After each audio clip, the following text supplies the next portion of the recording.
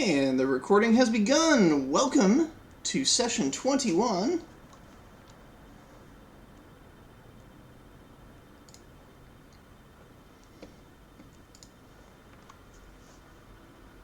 Let us begin with some maintenance. So, let's see. Ed, you missed the last session, so why don't you go ahead and be the first one to give a recap of the last session you were a part of, and then you can hear from everyone else what happened while you were out. So what happened last session that I was part of? Was a while ago.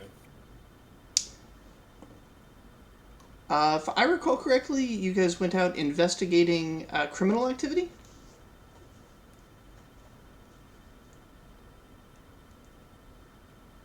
Yeah. Okay. So yeah, we went out and I guess we went out and we investigated a couple of different criminal groups. We're planning on turning the groups against each other. We interrogated some sort of a noble who was in on the group stuff. There was theft, I recall, and or I don't know. The information was divulged to the Thieves Guild. That's the last thing I remember in that group. And I was looking to mostly blackmail the groups because it was a good source of potential mercenary customers for our budding trade union.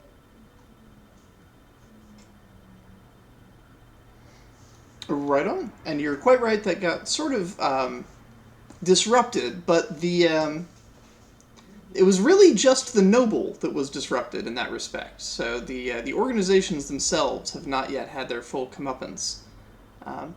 So continuing the investigation is still on the table as a potential adventure. So go ahead and take a character point for Reggie. And then let me know what you would have liked Mari, Reggie, and Shari to have been doing the following day after that occurred. Or you can enter it into the spreadsheet while Jackie, what happened last session for your character? I believe I was playing Leica. We went on a shopping excursion. We did a little bit of praxis by knocking down shopping stalls that had appropriated cultural materials from the Anu people. I got my nose pierced, and we did a little bit of fundraising / tax collection.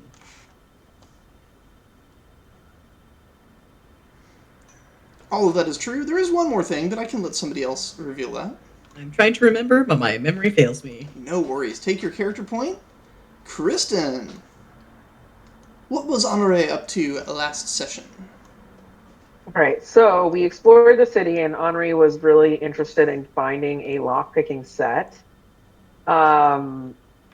Successfully bartered for a mithril lockpicking set, but only with the help of a rousing speech by Leica, and Glup also helped by contributing some funds, and Glup will remember that.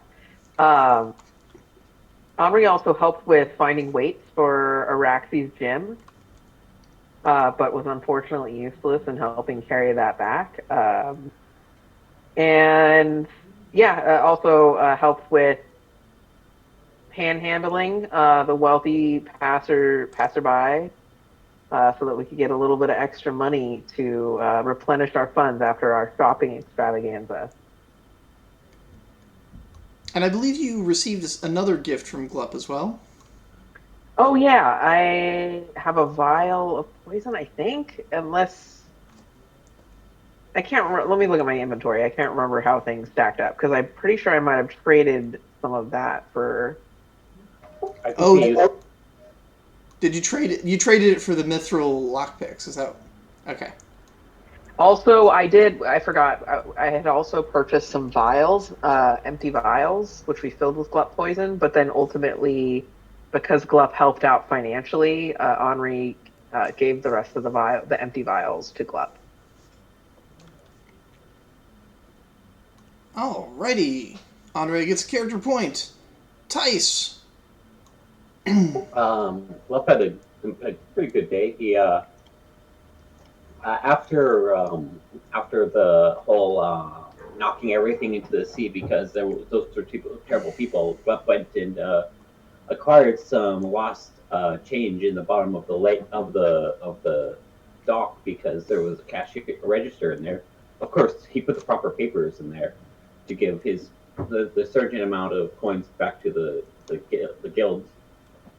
After that, yeah, he went around with in the background with the group and like basically helped his best to fund parts of the thing so that we can get good stuff. I know we won't start the Thieves Guild and we learned about something, but I can't remember exactly what it was. Oh yeah, we almost got mugged as well. But with Glup's noticing that thing, he made sure that the robbers had the right papers, and we didn't have to pay the taxes at the time because we already had pre-approved tax evasion. Right on. Glup gets a character point. Troy. What was Chrysalisar doing in the previous session? Chrysalisar was doing a lot of watching of antics go on, but didn't participate in quite a few things, and didn't realize how poor he was to go shopping. But toward the end, once the scrap metal was worked on and put all together, he helped carry that back. And then thankfully we didn't get robbed, and we were actually able to bring it back. Indeed. And it wasn't just scrap metal. You guys did something to it as well. It was like forged into... I don't remember what it was forged into. I remember weights, but I don't... Was it just like a barbell? Or I don't remember what it was. A full weightlifting set. All right, take your character point, and Vivian, what was Araxi up to last session? Well, Araxi initially went to the docks with the group at the very beginning, and destroyed a poor colonizer's merchant stand while ushering all the others out of Zalibre, at least temporarily, thanks to some help from Leica. I think it was Leica, right? Oh yeah, I burned a character point to do social agitator, so. Yeah, thanks to some help from Leica, whatever the crowd. Had a nice day. And then wanted to finally go and buy, get some weightlifting set for the orphanage, which we accomplished. However, when we were mugged by a group of trading thieves, essentially, Araxi was completely ready to go 1v5 a gang of kids before Glup smartly came up with a much better plan.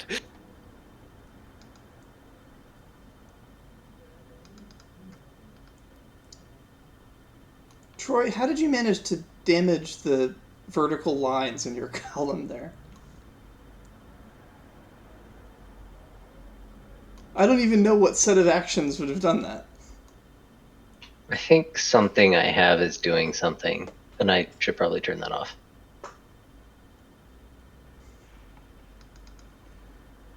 I'll fix it later. Alrighty, yes, very good, Vivian. You have a character point for Araxi. And that is quite right that Araxi managed to get the weightlifting set fully set up, which means that the White Owl Orphanage no longer has a limit on training Vigor to 3. It can now train all the way to 5.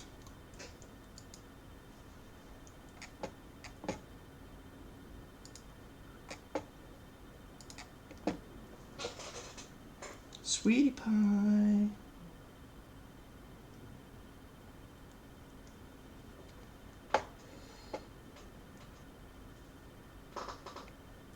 Alrighty, I need to get my list of potential adventures up.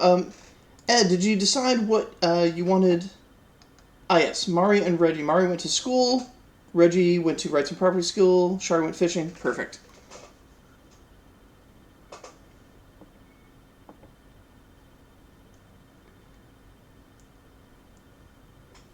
All right, let's go through the characters that went to school. If any of those characters needed to do anything or were learning something new, go ahead and mark that on your character sheet. Um, those of you who need to make rolls, let me know. We'll go ahead and record those rolls in. I believe I need to make rolls for Bax at the Crimson Academy. Okay.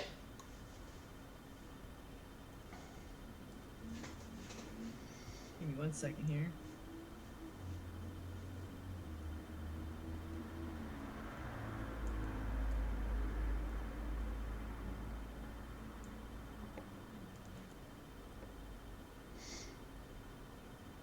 Oh, Bax had some character points to spend there, getting ready for those Crimson Academy rolls.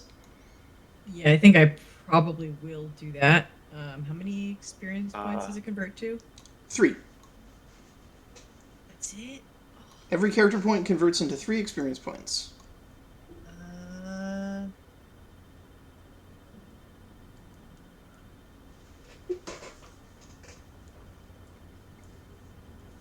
And how do I spend that properly? Well, I guess the first question would be which training regimen you're going to attend. And then from among the options there, level up what you want to level up. I mean, I have a bunch of fitness merits. I think it's time to start spending them on other Okay. drills. So you can spend a fitness merit to get access to the sword training. I can only do one of the drills, right? Based on, so like once per session, I can either do a fitness drill, sword drill, shield drill, or squad drill. Right. With more drills becoming available as you get more of the different types of merits. Right now you've got a bunch of fitness merits. Okay, I would like to do a sword drill. Okay. Let's go ahead and spend experience points on the things that the sword drill offers you. And then when you're done, you can make your roll to see if you get a sword merit from that class. So, quick question: like, say I want to spend the character point on experience points so that I can raise up my melee skill. How do I spend that and make sure that it goes into the right section? Oh, like on the character sheet? On the character sheet, that's what I mean specifically. Yeah. The easy way would be to just reduce the number of character points you earned by 1 and increase the number of experience points you earned by 3. So instead of going under spent, I would just put it under spent. Just say I spent 1, and it'll add 3 to your experience. There you go. Brilliant. That's what I needed to know. Thank you.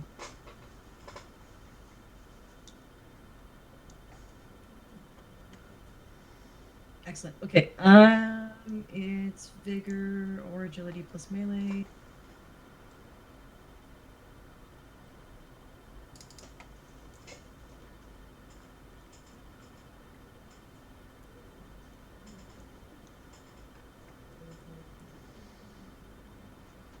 Were any other characters needing to make rolls?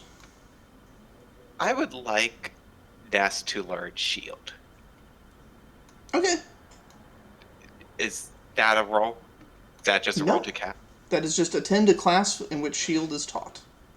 Oh, that makes it really easy. Yes. I can only Isn't learn he- 1 a day, though, right? Right.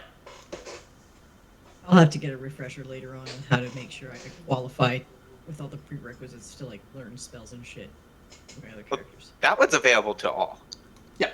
Blink, Light, and Shield are available to all. However, Shield allows me to go and... I should have actually done this before. Go to combat safety. Or spell safety training. Alright, I'm gonna make my roll.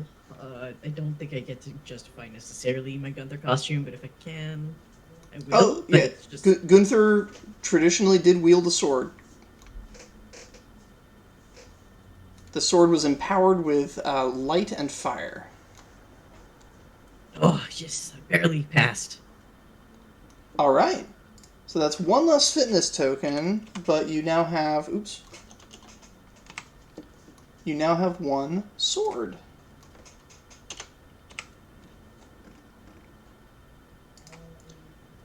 Which means you are no longer limited to the basic sword drills. You could spend that sword on a standard sword drill.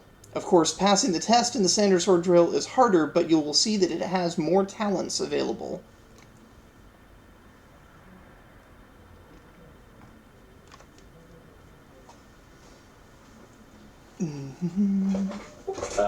Kyle is still looking for a priest of Kyle. Okay. Would his brother Jonathan cost him help with this? Yep. It's a connection roll, right? Yes, it is.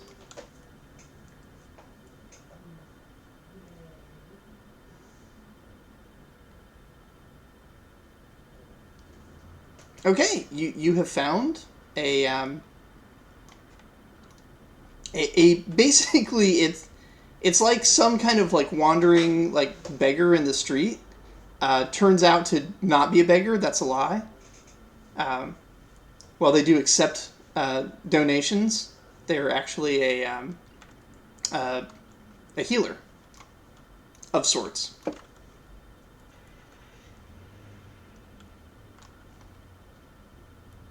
And you can study under them to learn the ways of Kael.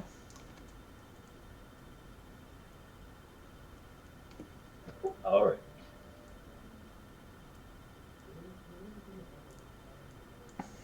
And then my other characters earn experience points, right? Oh yes, So, everyone who Dax and- attended school earned an experience point, regardless of anything else, unless they specifically were going there to earn money.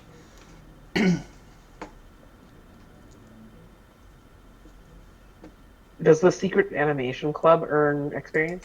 Yes, it does.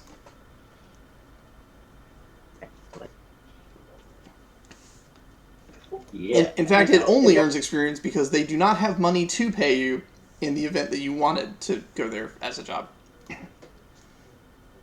They're just a bunch of murder hobos raising the dead. You know, they don't have like money. Well, it's more like an after school chess club. Like it's a bunch of these sort of geeky enthusiasts that are like really into this weird thing that everybody else finds like.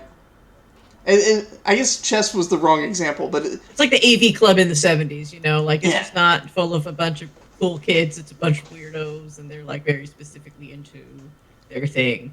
and there's this social stigma of like if you're a member of this, there's something wrong with you, Yeah. which helps to bind the group together in solidarity. They're like the fucking Goonies. Exactly. Yeah. And Kylie, Elros got esoteric improvisation and increases potential on it too.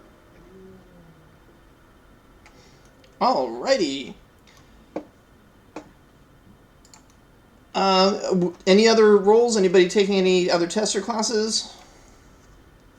I think that I need to roll for this. So Zara last time took the combat spell safety training certification, and now she would like to learn a spell. Is she inventing a spell, or does she want to learn one of the ones that's already in one of the classes available? So I was going to I was thinking of something along the lines of magic missile, but more of like a grenade style sort of thing, like a magic grenade. If you would like to invent something, there are rules for that in the library. Cool. So is that would Zara need to attend to the library for the day, or how does that work? Yes, she would need to attend the library, and then, there's a focus plus scholarship against twice the rank of the spell that you're inventing / learning. Got it. On the other hand, if there is a spell that already exists, such as in Class 102, Supervised Casting Practice, there's a huge list of spells that are taught there. You can just go and learn those. You don't have to make rolls for those. There's no chance of failure because there are teachers on hand to make sure you get it right. Yeah, that almost sounds like a fireball, a magical grenade. Yeah, Fireball's under 103. Is that unlocked? Combat spell safety training, yes. You can go there and, in a safe environment, learn some of the more advanced and dangerous spells. Cool. I did. Zara did attend. She attended combat spell safety training. Yep. The previous time. So now that that's been unlocked for her, she can go back there anytime she wishes to learn any of those combat spells. Okay. Cool.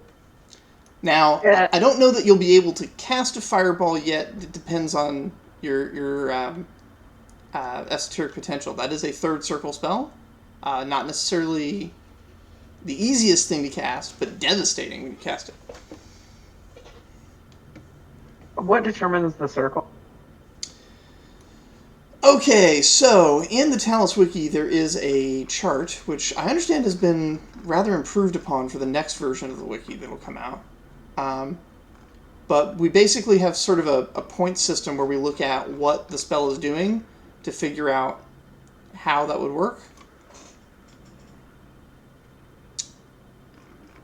Let me see if I can find it here.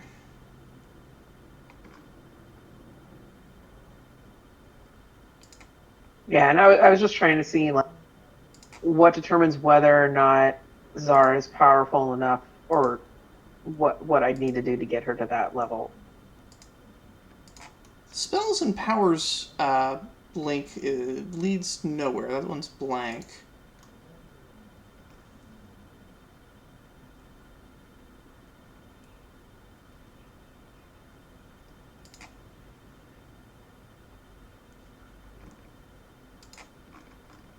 I have forgotten how to get to that chart. The like powers one? Yeah. Was that in fluid specifically?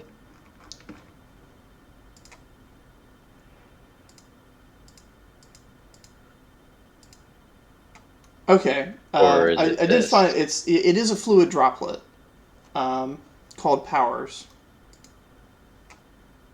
I don't remember how to find it in the down menu, but if you just do a search for powers, you'll bring up the way that ranks are calculated.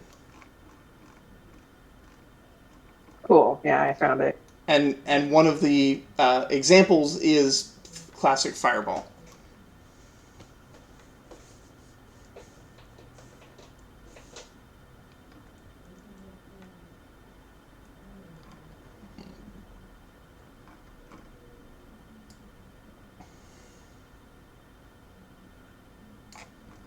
Got it. So I'll read into that. I don't want to hold this up, but can Zara learn it if she's not powerful enough for it? That's what I'm trying to kind of figure out.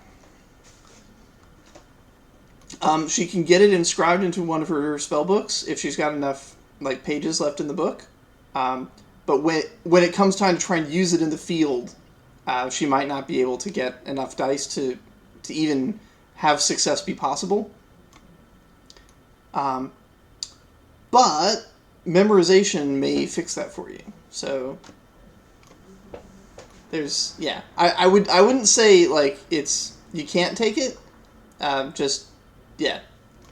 may be other things that you could take that would be more immediately useful, and you can always come back here the next day. The fireball teacher isn't going anywhere. Magic Missile has an asterisk next to it. Yes, all of the combat spells have asterisks indicating that the teachers won't teach it until you get your license from attending the safety training, which you did the previous session, so you're good. I got it. But Magic Missile is first circle, so that one's actually Very useful, very easy to cast. easier to cast. Okay. For now, I'm gonna go with magic missile, and then eventually level up. Eventually get higher level spell. Right on. Just for comparison, as an adult, Eighth Walt's go-to spell was magic missile. Hell yeah. Especially once you have the ability to use memorization, it doesn't miss. That's like its special feature. It's a seeking attack, so it always hits its target no matter what.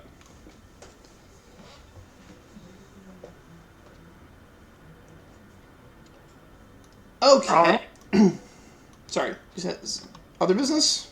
That was pretty much it. The other thing I was going to do is Francis was at the animation club and learned the animation talent, but I don't believe I need to do anything for that. I just spent the points for it. Correct.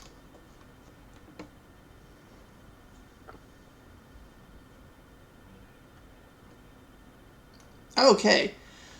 Those children who have magical training sensed something weird happen the previous previous day, and there's a bit of buzz from the teachers. Any of you who were using Delterra's toolkit at the time would have seen some weird results. I don't think many of you have that spell yet, but the teachers are all abuzz. Something strange happened to magic in general, everywhere, as far as they can tell.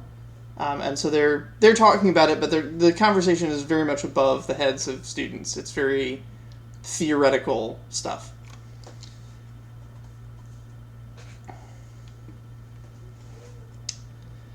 And so we come to today. There are some new opportunities for adventure.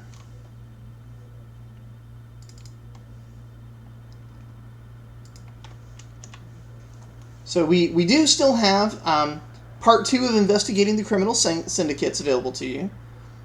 There is the ability to investigate the mysterious dreams about Mangra's future, singing as an adult in some strange tavern in a strange place. Explore the city was done. I'm going to mark that done. However, that exploring the city opened up 2 new things that you can do. One of them is you can do further upgrades to the orphanage. So you upgraded the ability to do strength training. You could upgrade all of the other training types as well. That would be an interesting adventure. Also, you guys met the Pebble Street Gang, a group of other kids who, as far as you can tell, were not being adult supervised. But so they might be orphans like you guys, might be street kids. They're just feral children out there. Feral children, but they were recognized by the Thieves Guild, as Glup demonstrated when got them stopped. So they do have some official organization as a thieves' den composed entirely of children. So you can go talk to the Pebble Street Gang and interact with them as well.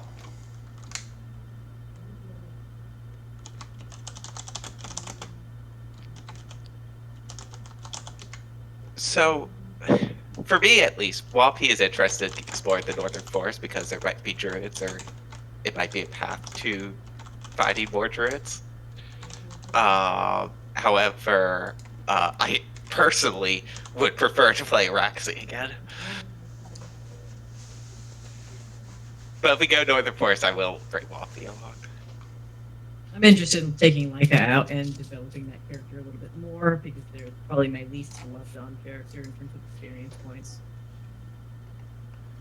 For what it's worth, both Wapie and Araxi think it would be really cool to go beat up the Pebble Street Gang and teach them a lesson.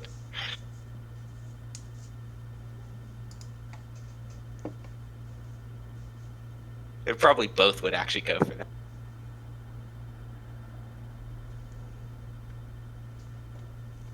Or even recruit them.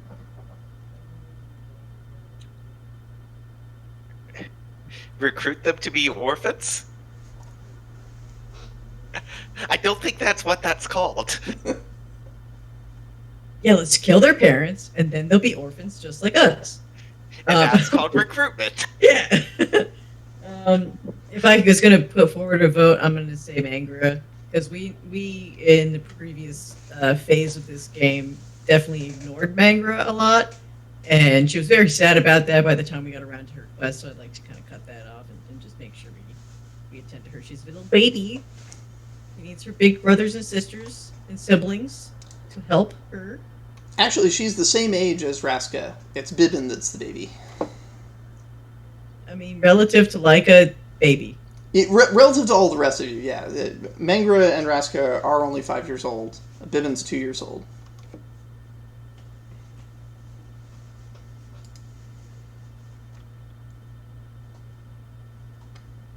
That's my vote.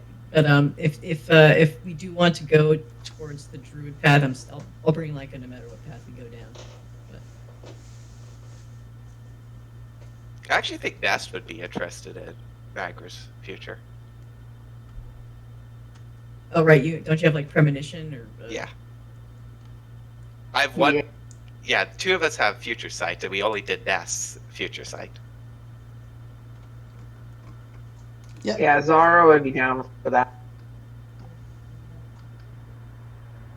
Yeah, I would imagine whoever had the vision of Minecraft should be the one to go. It would definitely help progress things better. Otherwise, the first half is going to be us going and talking to whoever had the vision in the first place.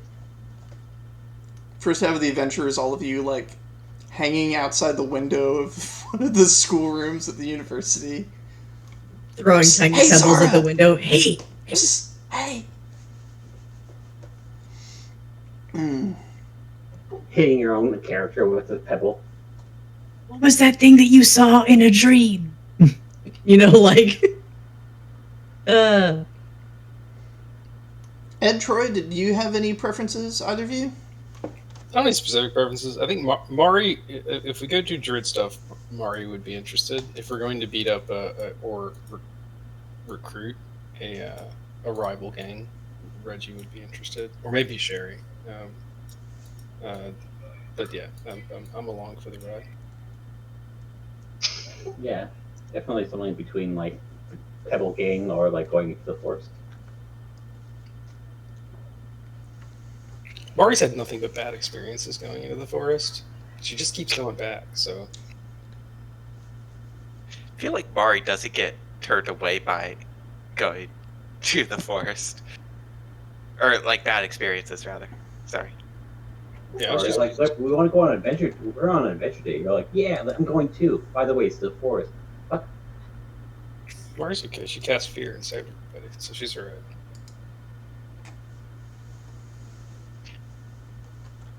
If we're heavily leaning toward forest, it's going to definitely change who I think I picked to bring out today, depending on what we do. But the forest could be interesting. Mangra's thing I feel like has been one of the longest standing, so that would be interesting too, to get going on that. Sounds to me like a coin toss between Mangra and Forest. I think we're literally There's- split down the middle. There's feral children as well. Look at this fucking. Yeah, I think we have 6 people and it's 3v3. So do we want to actually just roll it D10 or something? Let's make sure. Everybody type 1 in chat if you want to go to the forest, 2 if you want to go to the Pebble Street gang, and 3 if you want to investigate Mangra. Alright.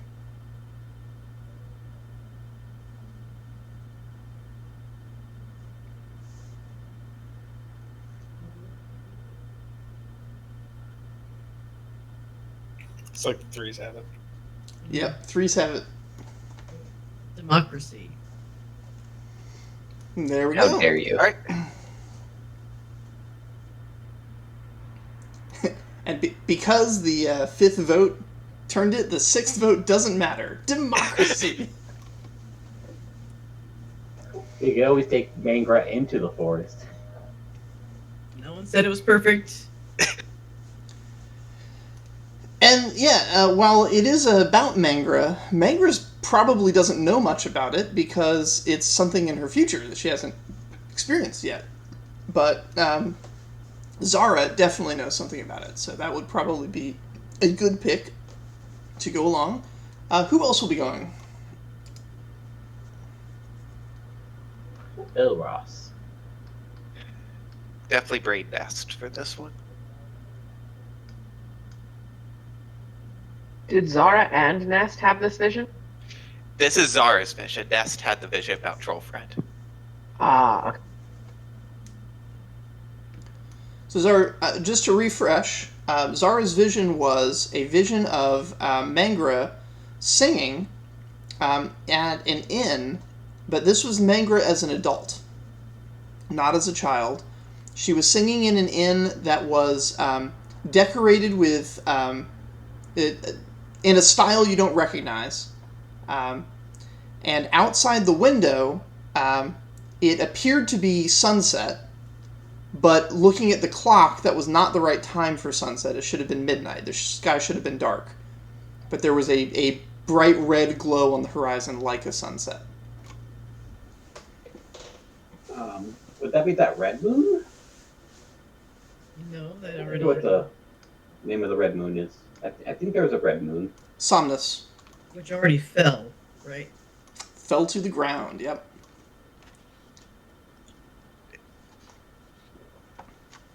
The moon taking off again? Moon got better, just came back up. The light outside the window is not light from the sky, like from above. It's light coming horizontally, like a sunset. Like the light is coming sideways.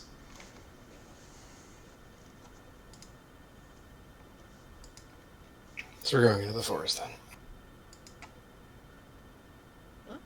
What? What? Oh, I'm sorry, sir. Where are we going? What are we doing? Investigate Mangra's, or the dream about Mangra's future. I don't think we need. Okay, so we're not going into the forest to go exploring crazy druid shit. We're investigating. I got you. Okay. Investigating a vision Zara had when first arriving to the city about Mangra's future.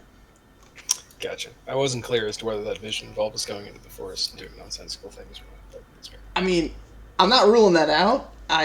As your GM, I've seen you guys do crazier things, so you know. We're Yeah, like, there's- let's walk and talk. We're gonna go to the forest. There's no rails, and now we're kids. So there definitely aren't rails. So we're gonna kidnap the Puddle gang to go into the forest to help us figure out this vision. And we'll knock out all three at the same time. Clearly. Efficiency. I mean, I won't stop you. You're like, here's the different things you can do today. We're like, yes, we'd like to do them all. Can we get triple the amount of experience? I'd also like to go shopping again. And make money while we're at it, you know. If we can explore the Undercity while we do all that, that'd be great. So, All right.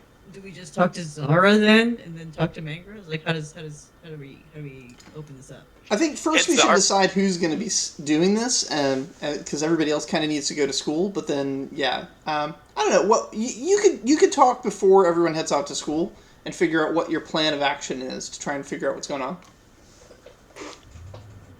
Could Zara and Ness put their heads together and try and decipher meaning? Have a second vision. Like a mutual vision almost. It's like a psychic link. Yeah. That is interesting. I don't know. Some dice might tell me whether or not you can do that. Yeah. I think I'm the only one with psychic potential, and I have a potential of 0. So,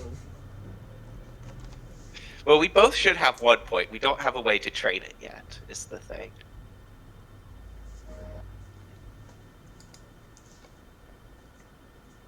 Yeah, just jump into someone's head. That never goes wrong.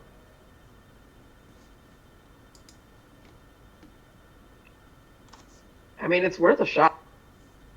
Can I use can I use 2 potentials at once on this, to establish, like just try and channel like a magical lake essentially. Because I have two different magical potentials. If you can do something that you can do, like something that's a normal behavior, in such a way that you have advantage that applies to both of your potentials, you could add them both. All right. So, for example, instead of trying to mind link, you could just talk about it, and and then in the course of a normal investigation check, you could add your potentials to that investigation check. Yeah. It's funny, like, psychic powers are really interesting, like you can create all kinds of stuff, but there's a lot of bandwidth in just open your mouth and speaking. It maybe can't transmit pictures as effectively, but it's you very haven't good. heard anything from Nest for the last week. Nest has just been trying to telepathically talk to you all. All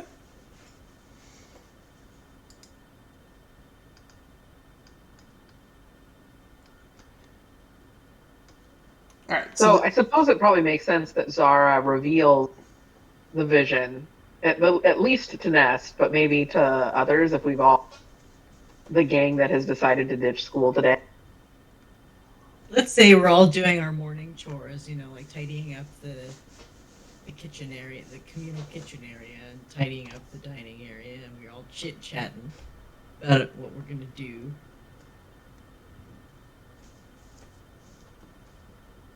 Kyle's like, I'm gonna go learn from a homeless person about how to do divine magic.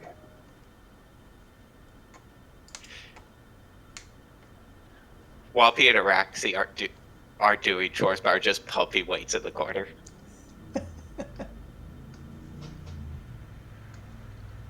Gonna be some swole frogs. Well, a swole frog and a swole halfling. Yep. To get permission from Miss May to maybe I'll to go meet up with a homeless person to go learn divine magic. She insists on going with you so she can threaten them, but then it's fine. Okay.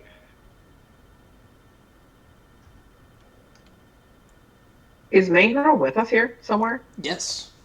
Mangra, Raska, and Bibbin are all running around. They're still pretending to be gangsters. Raska is pretending to be a mob boss and is ordering hits on various pieces of furniture, and then Mangra and Bibbin go attack them. So I guess Zara will see all of this happening and kind of maybe Zara and Nest are sitting next to each other while we're eating breakfast, and looks over and says, "Hey, I had another one of those visions," and I'll kind of just explain what I had seen. What do you think it means? Ah, wow. Well, there was this red light, right? What did that red light, was it something? Because it could have been a sunset, right? You said it was nude. Yeah, it Midnight. looked like a sunset. But it couldn't be a sunset because it was nude. Or midnight, right? Maybe? The clock Was it midnight. midnight? Midnight? Yeah. Okay. Well, it could be a sunset because it was midnight. Yeah, So it was really weird.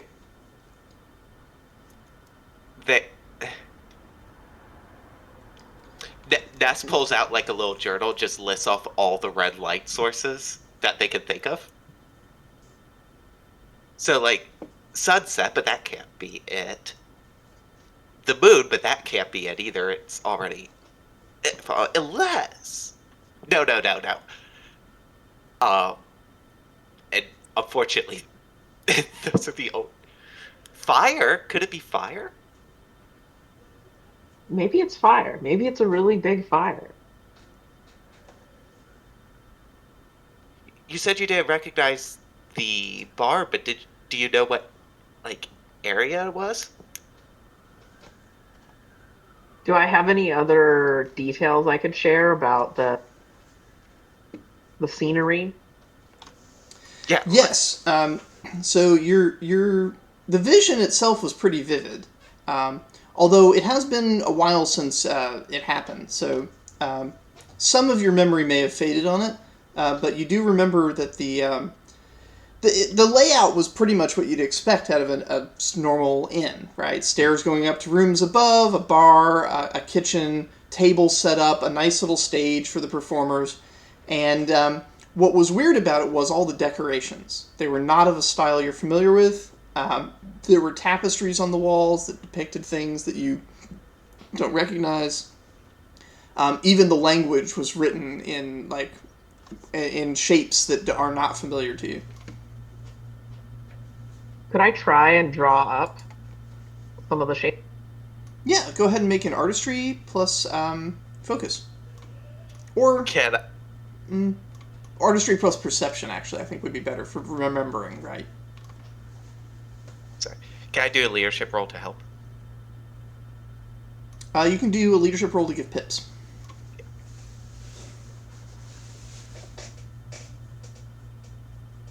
Just, try to guide your memory.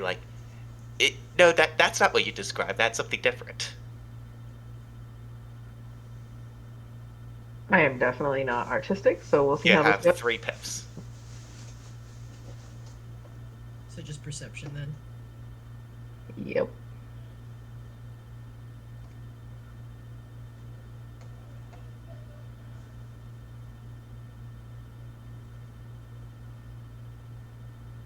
Okay, 1 success. So, your sketch is not very specific about the languages or necessarily the decoration styles, but one thing it does manage to capture is the style of clothing. And you do happen to know somebody in this city who very frequently visits your orphanage that is an expert in clothing.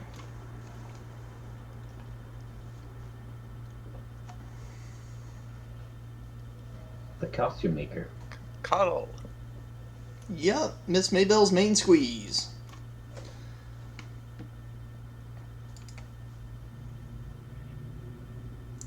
So if you guys are going to go off to visit Coddle's shop, as Coddle is not here yet, and probably won't be until the evening when he seems to go out with Miss Maybell on their mysterious evening excursions, then we'll need to have a full list of who all's coming.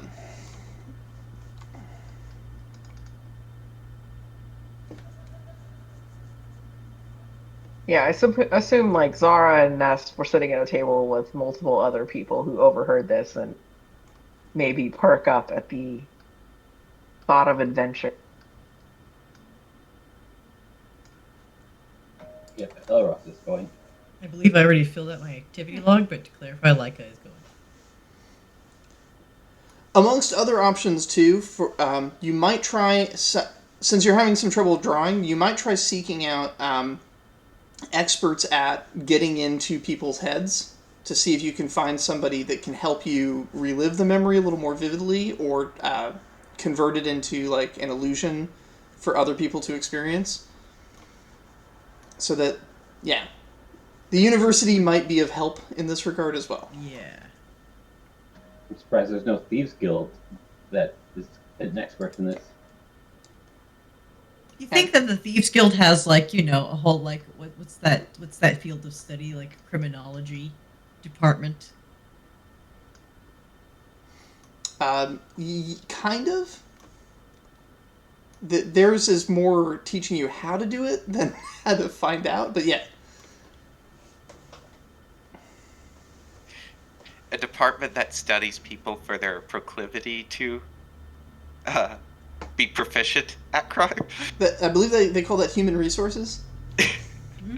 That's their recruitment department.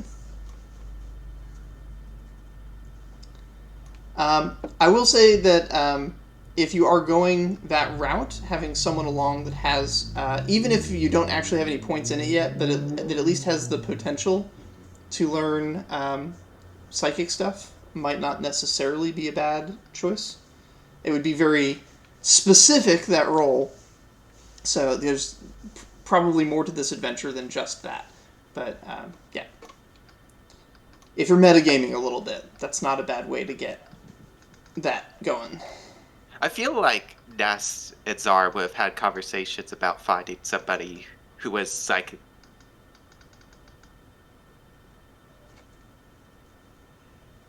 Like amongst the town people? Sorry, I think I cut out what I was saying.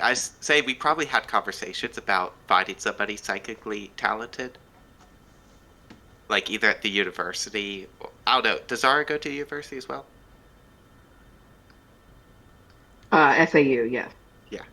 Maybe somebody at the university, somebody at the university who knows somebody who knows somebody who knows somebody. We've probably had those conversations. I don't think it's far-fetched for us to use this as an excuse to seek one out.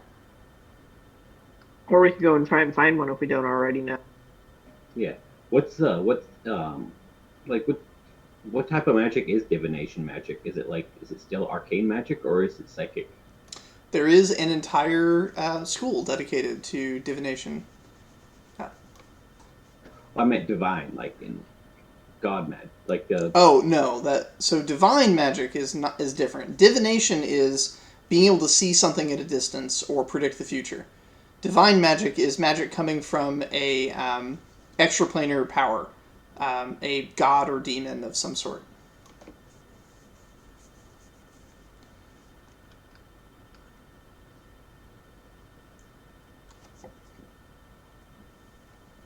And enchantment and charm is another school of arcane magic that may be of use. Yeah, and Elros definitely has connections in the school with his mentor. Alrighty, so it looks like it's going to be Nest, Mina. Ooh, good choice. Elros, Zara, Laika, and Shari. Shari and Mina together on an adventure.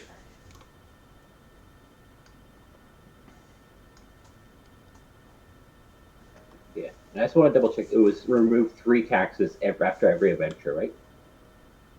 2. 2, okay. But upgrading the orphanage may improve that.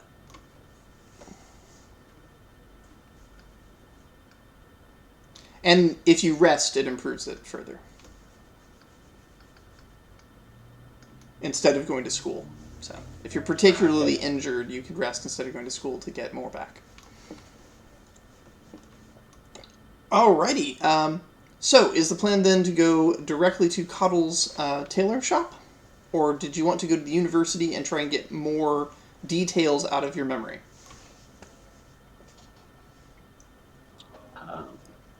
I feel like more details because we could still go to Coddles. Yeah, that makes sense. Like right now, we just have a fake sketch of some clothing. And you said that she was singing a song. Do you know what kind of song it was? Can I try and perform it? Yeah, go ahead. I may even give you a bonus if you actually sing the song. Just kidding. Let me just get that dice roll ready. Oh, do you know the Muffin Man? Oh, do you know the Muffin Man? Oh, do you know? It would have a lot of howling, right? Or a lot of oohs and ohs. The White Owl Lullaby that you guys taught her is the lyrics to that are still in the one of the sheets. Was Yeah. this by chance a very vigorous performance?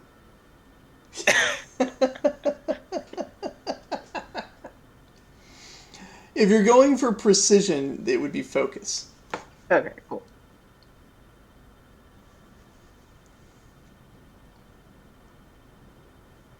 Does my Randy Gearhands costume help? Not at all. Okay. This is possibly the least Randy Gearhands thing you've ever done. Yeah. Okay, I am ready to rock.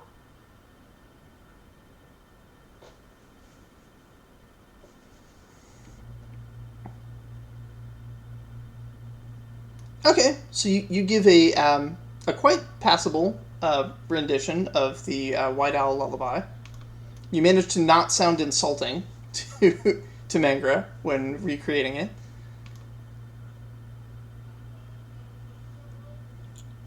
Does Magra start singing along halfway through? Yep. So it was the White Owl lullaby. And you notice that there are some differences. So at the moment, Mangra leans very heavily into the ooze and is tripped up a little bit over the parts that, because she doesn't have the backup band, that you guys had worked together with that bard to get them to cover some of the sounds she has trouble making with musical noise. Without that backup band, there are some syllables that she kind of misses without the support of the instruments behind her. Certain consonants she can't hit right, over-vowelization, that sort of thing. But the version of her in the memory is much more well practiced and is able to sing the song in Fein, which is the common tongue of your current area, without any sort of apparent difficulty. So it's definitely a more practiced, more skilled Mangra in the dream. God, I'd hope so. Which means she's been keeping up with that career in that timeline. It wasn't a one-off thing. This timeline is not necessarily the timeline that we're on. You don't know enough about time to know that. Yeah, that's true. Okay. You could could roll for it, but you don't have enough dice. Oh yeah, total. I figured. Well, I guess it makes sense for us to go try and find a psychic if we don't already know one. Try and search for one at the university. Yeah, so the university won't necessarily have a psychic, but they'll have wizards that might have spells that can reach into memories. Is that a thing? Can connections roll? Before Yes, you go, can I make connections roll to see if I have met somebody in the course of my studies? Absolutely. Well, that was tragic. But worth a roll. Anyone else who wants to... that renown for anything. Anyone else who wants to make a connections check to see if they know of a person with psychic skills in the city, go ahead.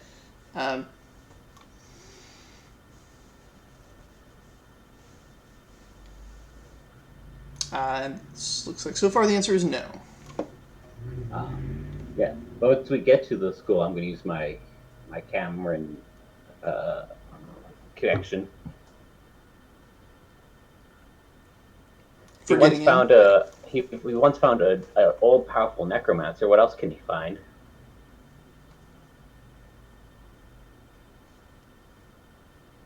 What connection are you using? I'm using my teacher, the mentor, Cam. Oh, okay. Yeah. All right, so you guys are going to the university? Yep.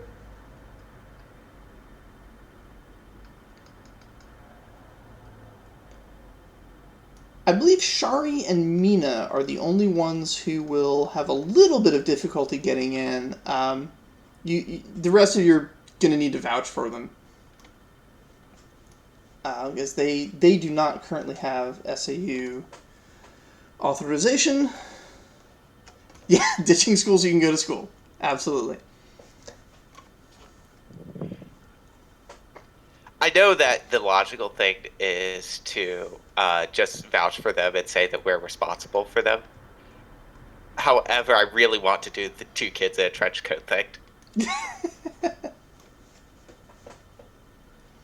Don't mention that in front of Shari. Well, you need 2 successes on a persuasion roll. You can narrate how it happens however you want. I also want to help because I now have historic improvisation. I would like to help with their disguise by making an illusion that they are actually. Can I do this, but like just really insist that I got taller as a result of experimenting magic, but that's temporary and that's going to come back? and use my potential as well? Yeah, sure. Go ahead. Oops. Well, I got 2 successes without adding my potential. I put the wrong number in.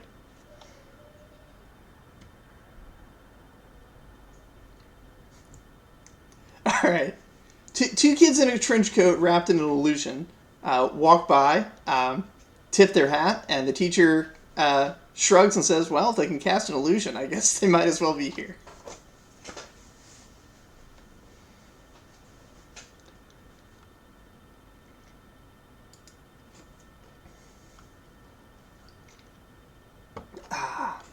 And so into the university you go.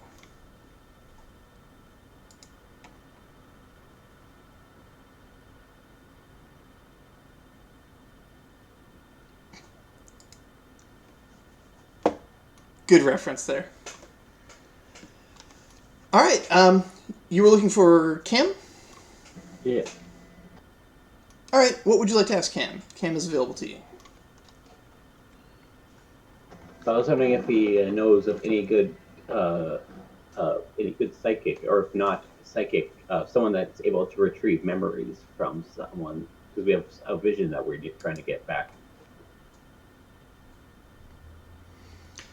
Cam says psychics are extremely rare in this part of the world. They do exist. I've met one once before, and I might be able to dig up their current address with a little bit of effort. But if you're looking for something more immediate, like you need help right now, you probably want to go talk to somebody from the Department of Enchantment and Charm. They do a lot of work inside the mind with their magic, and they make connections that are similar to psychic connections, just not as precise and not as improvisational. Things like they can cast spells to link up your mind so you can think at each other, spells for like ESP, to hear somebody's surface thoughts, stuff like that. Okay, I guess we can go there. Would you be able to just get that just in case we need it later? For this the address, so we might be able to. Yeah, I'll send out some whisper spells and see if I can find him. Just because we have these two here are very good with these are the two that I pointed to, the two people in our group, like have had visions before. They actually had visions of the moon falling. Oh, if it's visions you want, that's a different department. That would be clairvoyance. So yeah, you'd want to talk to our clairvoyance department about that. All right. As usual, thank you.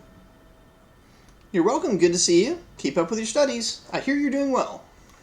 Yep, I'm learning improvisation especially after teleporting with two people with a spell blink. Yeah, that's an interesting thing. I think you can do some very, very interesting magic with that if you learn how. Indeed. Don't forget, the improvisation line is just the beginning of studies. If you can master some of the Deltaran magics, you can get access to some very helpful tools for field work.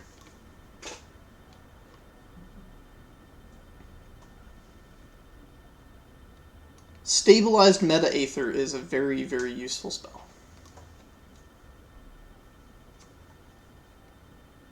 Yeah, I'll probably pick up Delta's toolkit after this next session.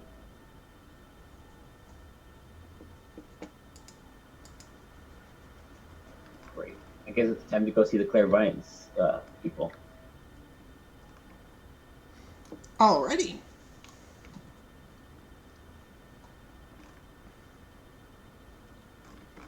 So you're going to clairvoyance, or are you going to enchantment charm? People who learn how to see the future, or people who learn how to access the mind? Like is trying to contain themselves because they're very interested in bardic magic and understands that that's a psychic discipline. Yep. But it's not a clairvoyant line, it's a different line of psychic magic. I mean, there are bards in the West that are not psychic at all. That's fine.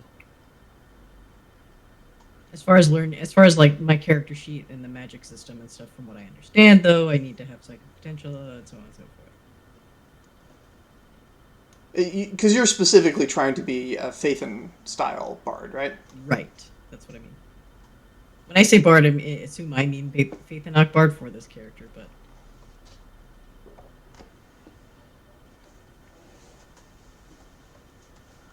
Well, and a little bit later, at some point, Cam was able to get me the address of a potential helper of of psychic magic that I might be able to ship off to you.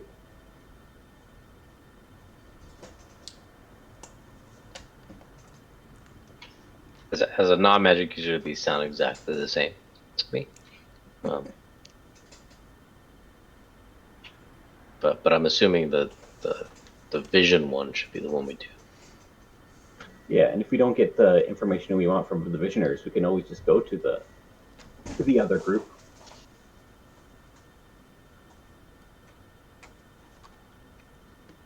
Zara is definitely interested in the clairvoyant.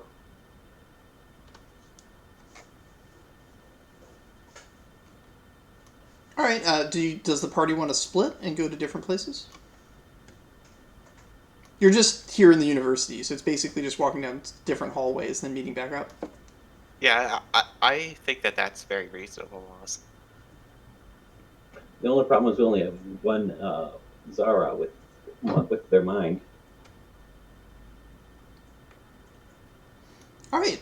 Let's do the enchantment charm team first. Who's going to go to the enchantment charm team? Pointing out that if Zara doesn't go, there's not much point because they can't do anything. Nest will go as well. Yeah, Zara will join. Just the two? Zara will go. Okay, 3. Any more? Cool. so it was the charm person and then the clairvoyant person we're splitting off to. Right. I'll go clairvoyant with Leica then. Okay. Sure, I'll go to the. We're going to so it's like the divination school versus the enchantment school. Is that what we're? Right. Yeah. Okay. Yeah. All right. I'll head with the divination. Sounds like me too. Okay. So the 3 of you that are going to the enchantment section, you arrive. Since you guys go to school here, this is not a surprising thing. This whole department here dedicated to studying enchantments and charms, which does include mind control, but also includes things like reading thoughts.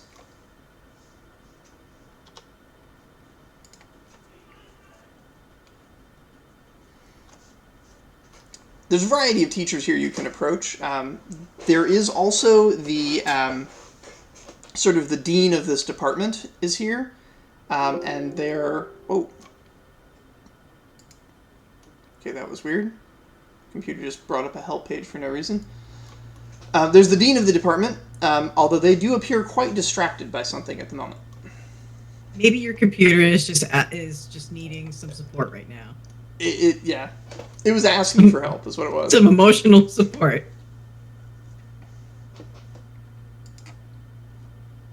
I've learned that before I go to work, I have to put a Google page over my screen with the cursor in it so that my cats have somewhere to type that doesn't post in Discord.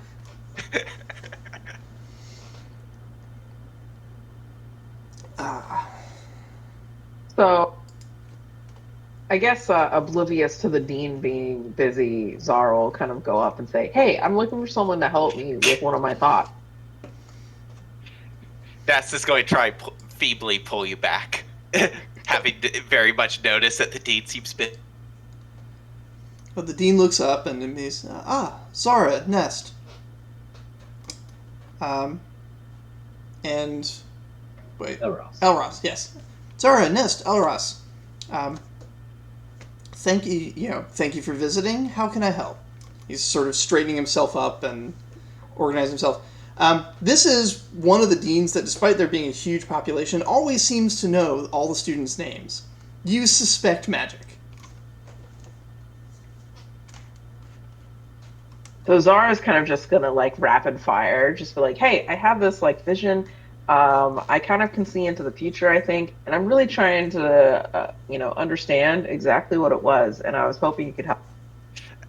Nast is going like hold up a hand and explain in a more calm tone that they both have future visions and would like assistance in understanding one of them by recalling it. By recalling them, that's why you came to me. I understand now. I was confused at first. It sounded like something more akin to the divination department, but recalling a lost memory, we do have spells for that. The rituals are fairly safe and simple as long as it's not an overly traumatic memory.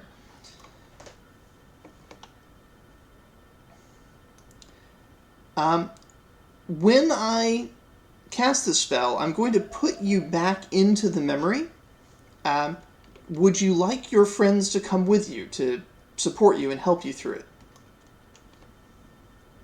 I understand that sometimes these memories can be fairly traumatic. Sure. Or I don't want to speak for you, Zara, of course. Well, I think I have to go no matter what, probably. Well, we don't have to go if you don't want us to go. Oh yeah, you guys can join. Be aware that the mind is a powerful thing, and so if things get a little too intense, I want you to go ahead and just cancel the spell and come right back, okay? All right. Zara is naively fearless. That's just excited to be able to link minds with someone. Do we have to do anything? Do we have to like hold hands or something? I mean, just as you guys sit down in chairs, so that when you when your mind stops controlling your body, you don't fall on the floor unconscious. They've got nice, comfy chairs that are big, fluffy padding for you to just lie back in, because when your minds enter into the memory, they're no longer going to be plugged into your bodies, which means you won't remain upright. That's all. Alright, so you guys sit down, he casts the spell, and you find yourself in the, in this inn. This strange, mysterious inn. All three of you find yourself there. Your bodies seem to be a little incorporeal, like slightly transparent, able to sort of swish your hand through physical objects and stuff, because you weren't ever really here. You're just experiencing a memory. And, you see Mangra on the stage, deftly hitting the notes of the owl lullaby.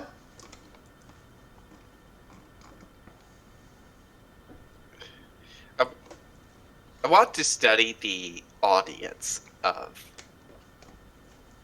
for Mangra. So, on Talus, humans are very ethnically diverse. Even in any given crowd, you're going to see all kinds of appearances, and here is no different. You see a lot of different skin tones, eye colors, hair colors. It's a pretty broad audience. The audience is suspiciously primarily human, though. In Celebre, you see all kinds of species. I mean, your orphanage has like one of everything almost. Whereas here, it's an almost exclusively human audience. The style of clothing is very different from what you'd see in Celebre. There is a lot more coverage. Lots of like big poofy cloaks that cover the skin. Lots of hoods. Not the kind of hoods of like being sneaky and not being seen, but just hoods to keep something over the head.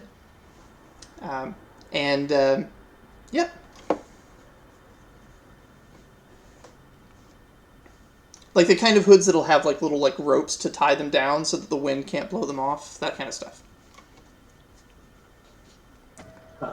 I wonder, while we're out of our bodies, I wonder if we're able to actually cast magic, or is it, since we're not in our body, we can't actually do anything? Yeah, you have no body to channel your spells through. So it would be very, very hard to cast magic here. But also, you're not in a real place. You're in a memory. So there wouldn't be anything for you to interact with. Are we able to communicate with each other while we're in here? With each other, yes. With each other. Okay. But the audience is exactly as Zara remembers them, and they do not respond or react to you in any way.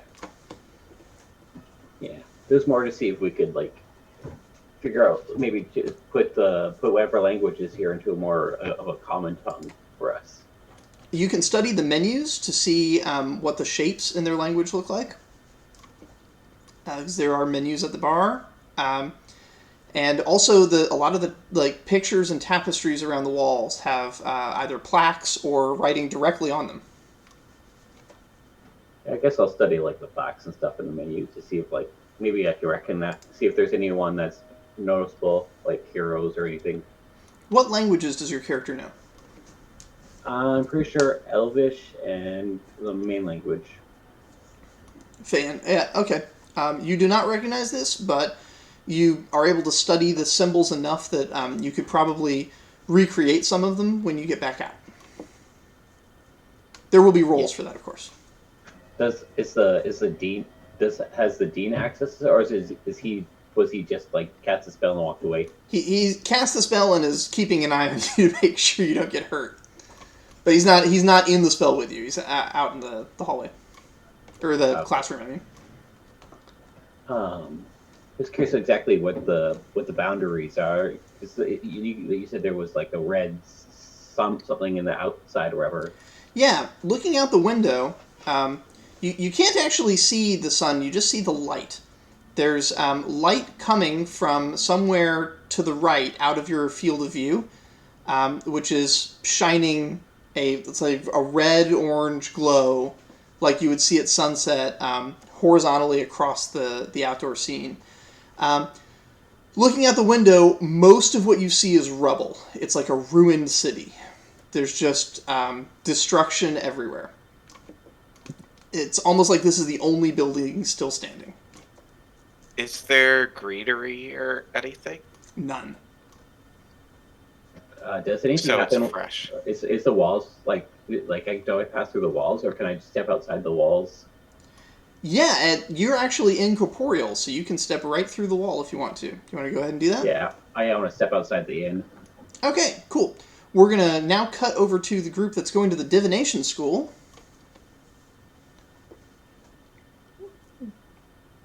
So you guys go down a different hallway and reach an area that's dedicated to the study of divination magic.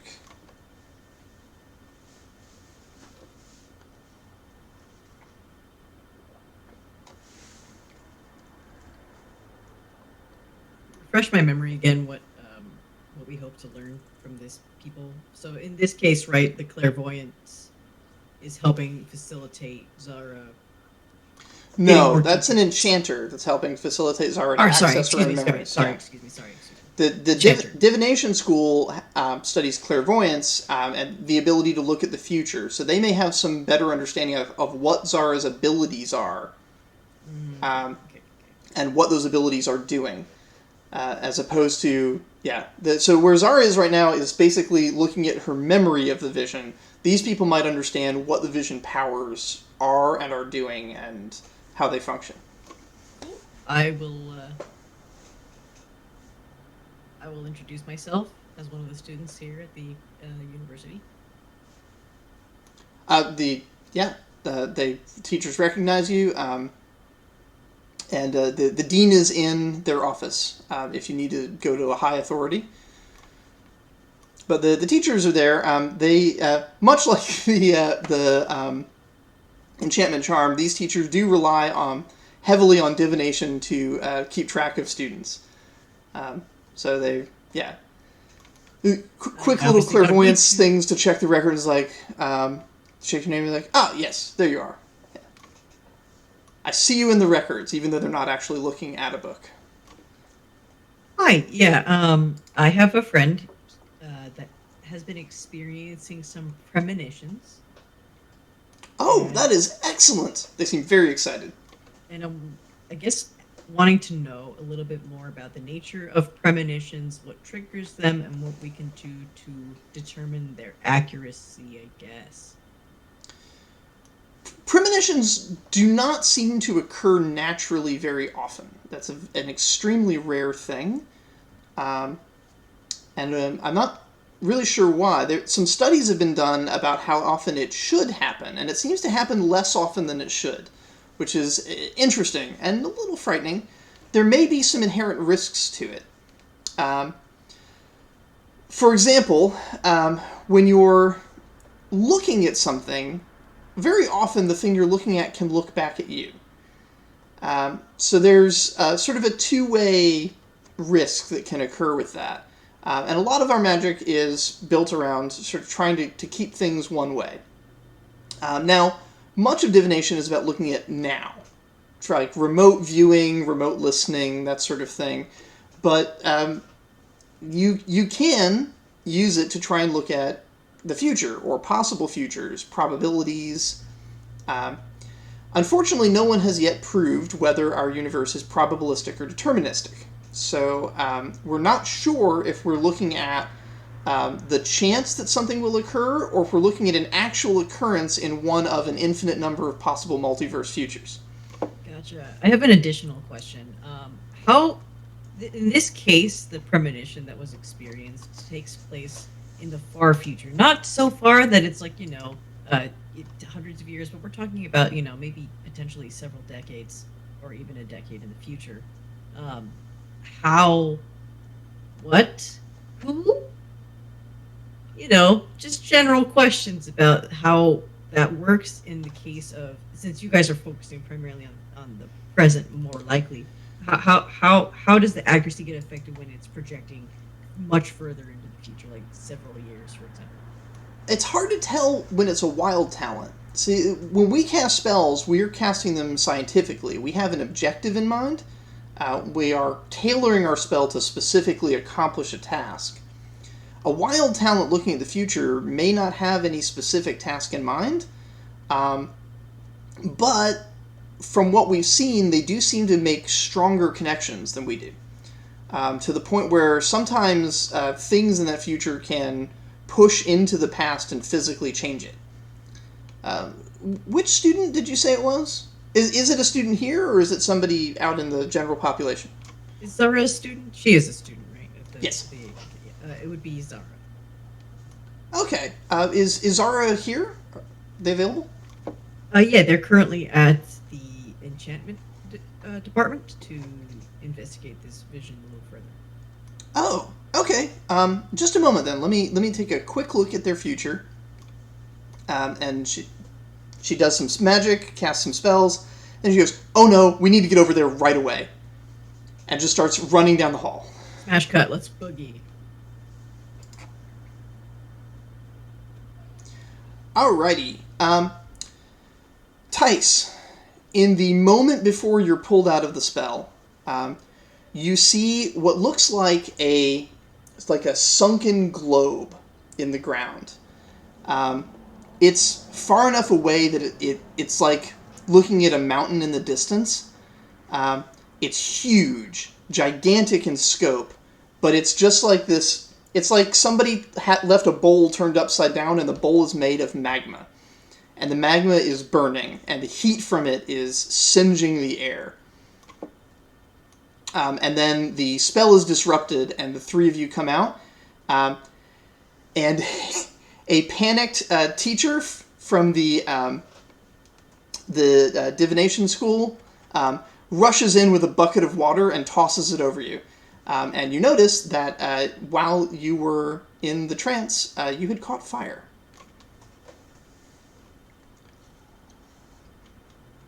All three of us? No, just Tice. Tice went outside the building.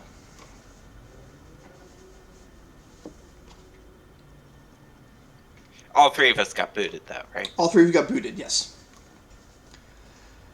Tice, fortunately, the divination teacher caught on in time, so you only take 3 tacks of health damage.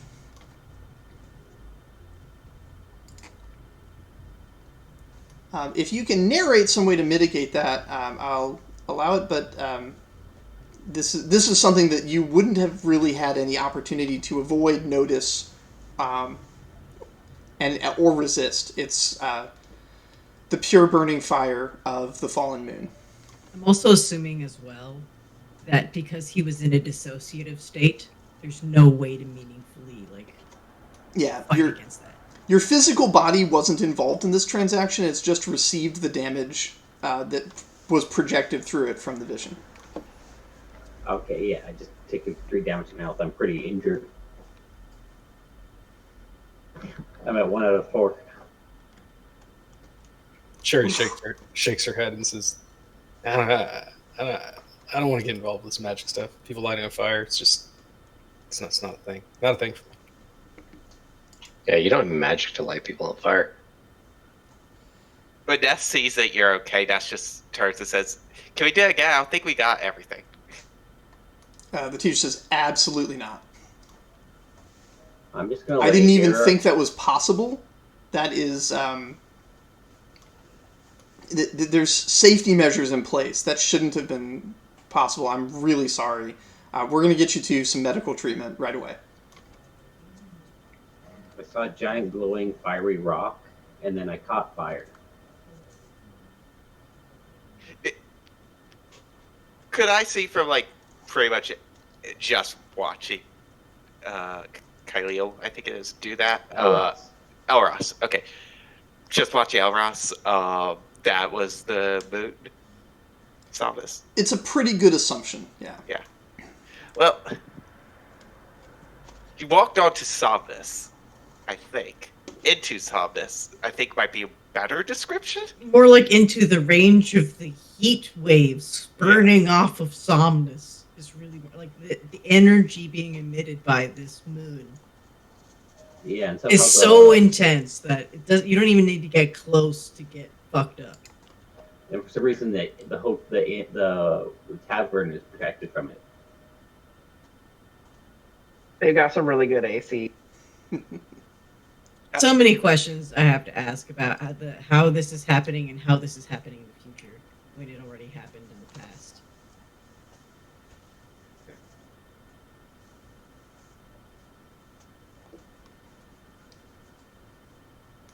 Yeah, when it was just Mangra singing, it seemed like a really peaceful scene, and now it seems like more of they might be trapped there like refugees or something, if they can't leave without burning, that's a problem.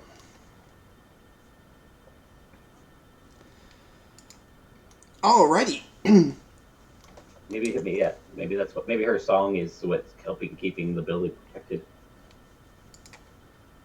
Her song is about moons, or about a moon.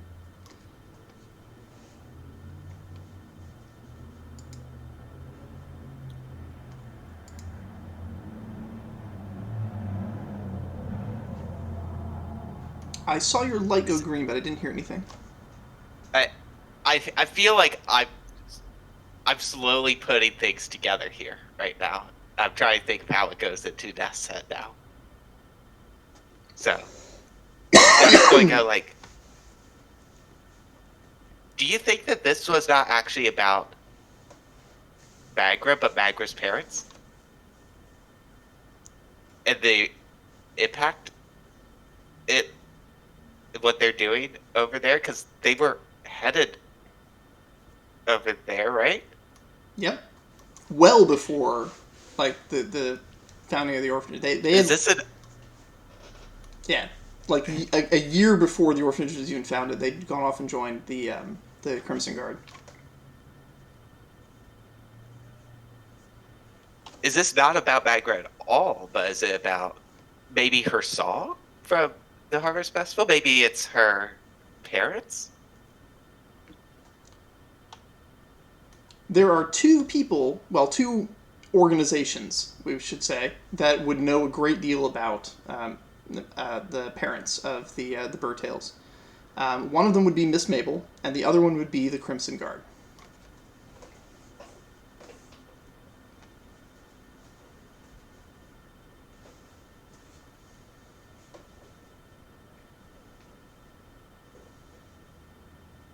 Of the two, Zara would be more interested in speaking with Miss Mabel. Okay.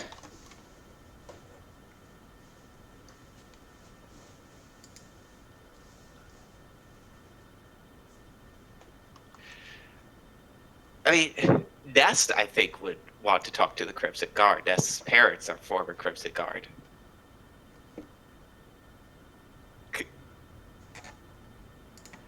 I would believe so. They're mercenaries who...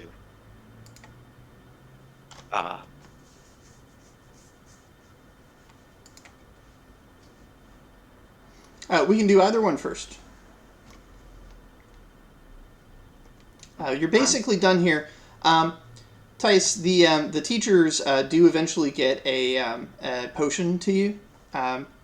It's the potion will let you convert 2 of those tacks into your stamina if you want. Okay. Yeah, knock that shit back, buddy. You've got like no hit points. That poor teacher is terrified right now. He probably feels so bad. He does. Like, that's not supposed to be a possible thing. So he's like horrified that he cast a spell that caused a student to get hurt. So, Nest will, before we leave, go and, like, have... Oh, shall I say, thank you so much for doing that. Sorry about the whole fire thing, you know. The wild magics are weird, you know that. He's like, it shouldn't be wild. Oh, it's not your magic. It's our magic. Yeah. Don't worry, I tend to leave cattle stunned all the time. This guy goes home from work. His husband is there. It's like, how was your day, honey? He's just like, it was fucking terrible. He's just lying awake in bed at night. He's just had the worst day. Well, because he was rattled before that happened. There was something else going on that's got him shaken. So now he thinks it's his fault that because he was not like fully at 100%, that's why the student got hurt. Oh, did I cut out? Because I saw him. It wasn't your magic. It was our magic. Yeah. We have the wild magic. That was it there. You're reliving a wild magic dream, and, like, wires got crossed. We tried to step out, and we lit ourselves on fire. It's fine. It's not your fault. He thanks you for that, yeah. Sherry says, aren't you guys supposed to be the teachers? This guy's supposed to be the dean of the department. It's really our fault. We didn't explain totally what we were about to do and what we were trying to relive. This is it's not your fault, kids. You're learning. It's the responsibility of us adults to keep you safe. You did the best you could with incomplete information. I agree. It's the adult's fault. Well, I guess I can take that off my bucket list. I'll leave the room without explaining that. Sherry looks over at... Sherry's suspicious of all this stuff at this point. Looks over at the divination teacher and says, my name is Shammy, and I'm a student here. Okay, so the divination teacher looks at you and says, I don't have a record of a Shammy. And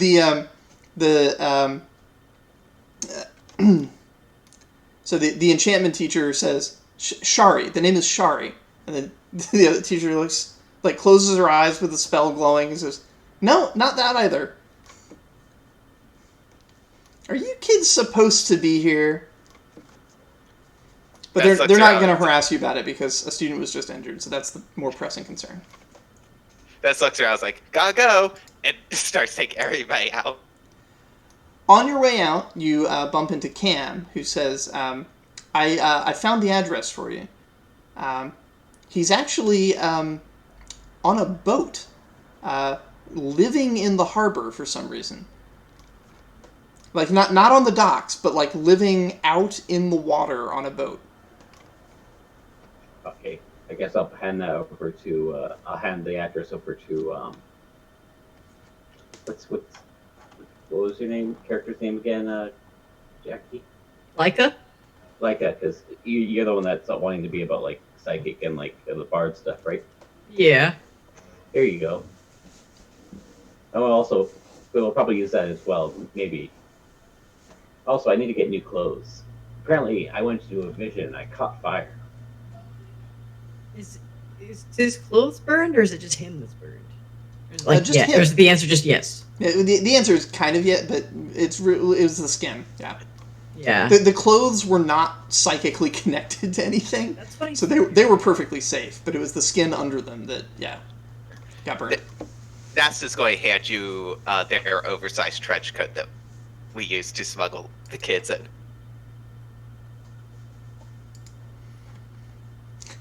All right. Yeah. So are you guys going to all the the time. orphanage first, or Crimson Academy, or splitting party again? Or the psychic.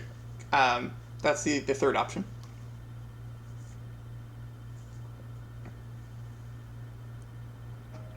Is there like a route that we could go smash through all three? Yes. The closest place to you right now is the docks, and then the orphanage is the second closest. Crimson Academy is the third. Although they're all at different places in the city, so they're all over the place, really. If you go to the orphanage, you might be able to get Raxi to sail you out to the psychic if we wanted to. Well, you also have some experts at boats. We in could, the but I party as think well. that they're working, right? They're at sea already. Don't you have a literal boat building student here? Mm-hmm. Oh, right. I'm sure I have connections at this point. And Shari is an expert at piloting ships as well. I just don't want to get lit on fire. She said. So we should go to the water. I don't know. They're wizards. They might be able to light you on fire underwater. I don't understand any of this stuff. That's a So good we point. should we should go to the Miss Maybell first, and then split off from there to go to the two places. Could I you? was thinking we could go to Miss Maple, the Crimson Guard, to get information, and then meet up, share information, then go to the psychic. Sherry is a good leader, though, and so she thinks about that for a moment and then says, if we go to Miss Mabel first, she might discourage us from going and doing more dangerous stuff. So we should probably do the dangerous stuff first and then go to Miss Mabel.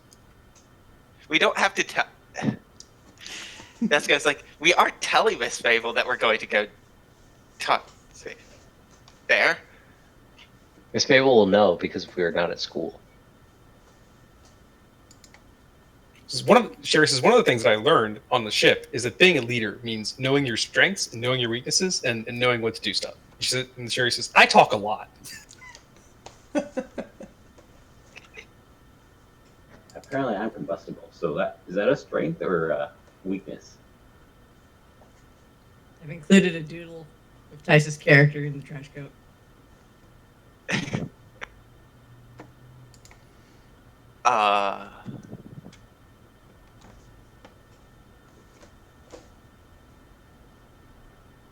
There it is.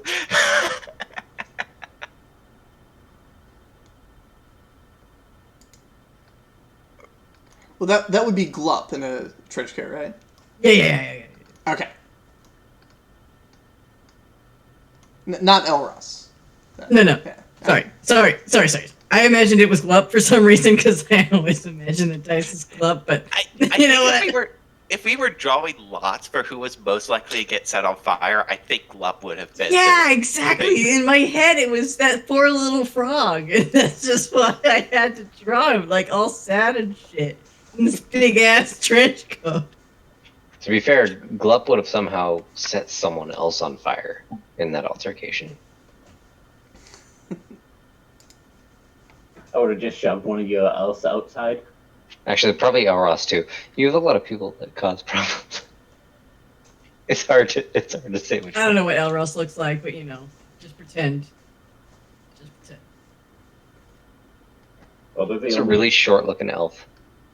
Yeah, with very With wide wet- set eyes, with wet feet and wide set eyes. It's fine. It's one of those. It's one of. Well, Sherry's the water elf, right? Yeah, I'm an aquatic. Or partially aquatic. I'm half aquatic. Alrighty, I'm gonna say it seems like you guys are heading to the orphanage. You can decide how honest you want to be with Miss Mabel when you get there. But just to move things along, we'll go to the orphanage first. So Elros, you get a fresh change of clothes. Coddle will patch that up later, I guess. Coddle is here now. So Coddle has come to visit Miss Mabel, and they are making lunch. So this is where we ask about the outfits of the people we're wearing, right? Sure. Coddle looks at the drawing and says, "Oh, that's traditional Aphthian garb. It's very very useful when you're in a desert. You want to stay cool, but at the same time you want to be not exposed to the sun. So you stay covered, but with lots of openness to keep the airflow." Yeah, or exposed to a flaming moon. Exposed to a what now? Exactly. Anyway, uh,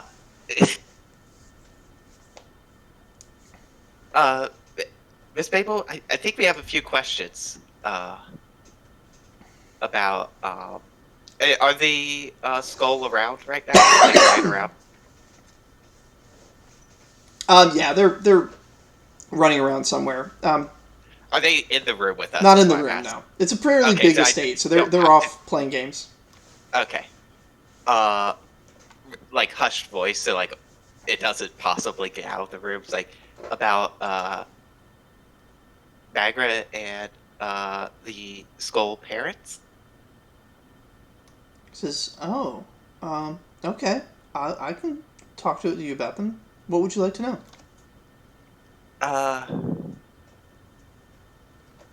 Well, fuck, I didn't think that's.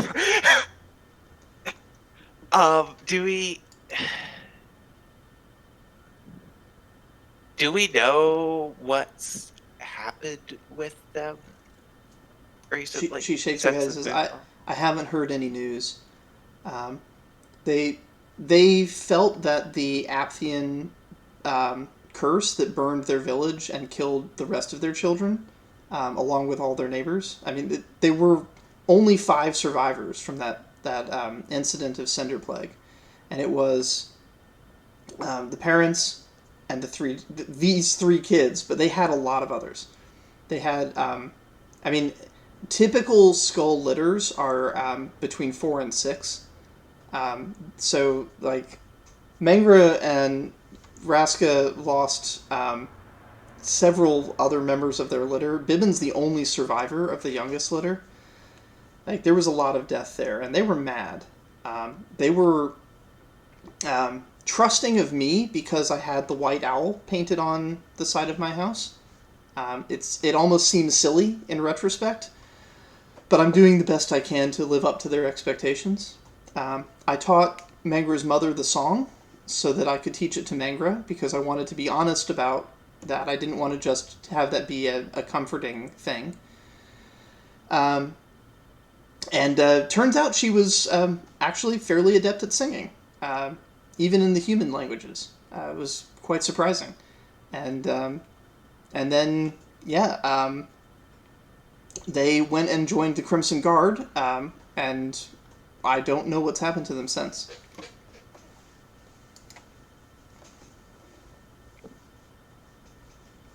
You said you taught it to Magra's mom. Yes.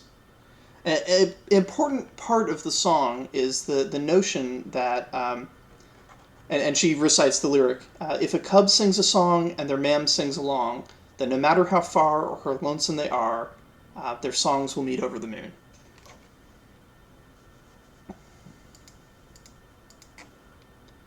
Ness is going to like lock eyes with Zara and like asking like, Are you thinking what I'm thinking? They saw the past and not the future. Yeah. That's not Magray you saw. That's crazy. Like, did we know that we could see the past? Is this the past? I don't know. Well, hang on a second. Did the moonfall happen on that day? You guys get this vision approximately a week after the moon fell. Yeah. Oh, okay. So definitely the past. Well, it could. We don't know. It could be the future. Your vision of the troll was timed as if it was a vision of the present. Could be future. Could be present. Like, what? What if? Yeah, the one thing missing from that room was a calendar. Sorry. Yeah. Like the worst diviners ever. I can see the present. You're like What? Pat You could be a- Paracha from fucking Steven Universe. You're just, Yeah. oh no. You could be a weatherman with those skills. Wait. Okay. Well, since there was a bunch of stuff that we might be able, we'd be able to determine exactly how far it was from the thing, we know someone that knows a little bit of Aptian in the group. Who? Sorry. Kyleel, we would know a little bit of Aptian. Yep, Kyleel's parents were Apthian, and they smuggled Kyleel out of the country to prevent Kyleel's mind from being erased and replaced with the ghost of an ancient dead Apthian, as they do to their children. It's part of their cultural rituals. Yeah, that reminds me of was the Gaul from the Stargate. Similar idea, yeah. Except that the ghosts they're replacing were originally human. They're not like alien creatures, but they yeah. Depending on how you acclimate to it in your older age, you kind of shoot the body. It is still pretty invasive. Yeah, they're the demons that set up that system told the people that they were those older people all along, and that the ritual is just awakening them to their memories. But a few people have figured out that they're basically erasing the souls of children to feed the demons, and just installing an old soul that's loyal to the demons in the child's body.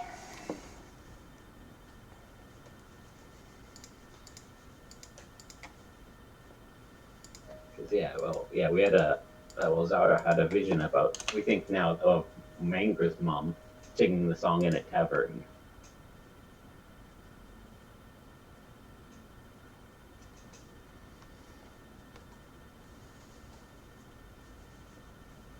Are we telling that to Miss Mabel? Oh, Elros is. Miss Mabel is a little concerned, but doesn't know enough about future sight powers to really know what to do with that information. I don't know if we told her about Zara and the other one having the vision of the moon or not. I don't think recall we it. did. No, I don't think you ever did. I think they know we had something happen. Miss Mabel definitely knows we had something happen because she knows that the person who visited us took her glasses. Yes. So she knows Because- that there was something to do with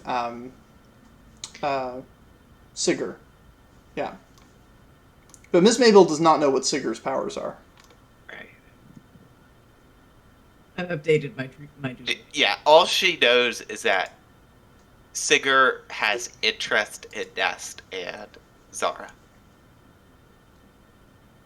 Shari is concerned about this entire thing, and she just looks at Miss Mabel and says, "Miss Mabel, I have a question. So, I'm a child. Yes. I'm like."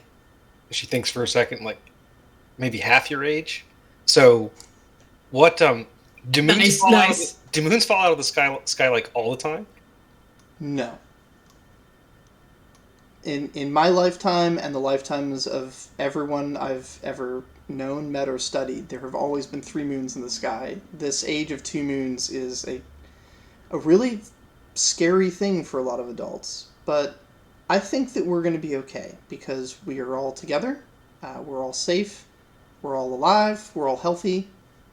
She kind of side glances at Elros for a moment. Is like, maybe we need some rest, but I think we're going to be okay.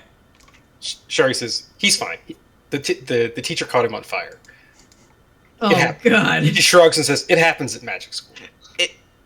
It was a learning environment, and there was an accident. It's fine.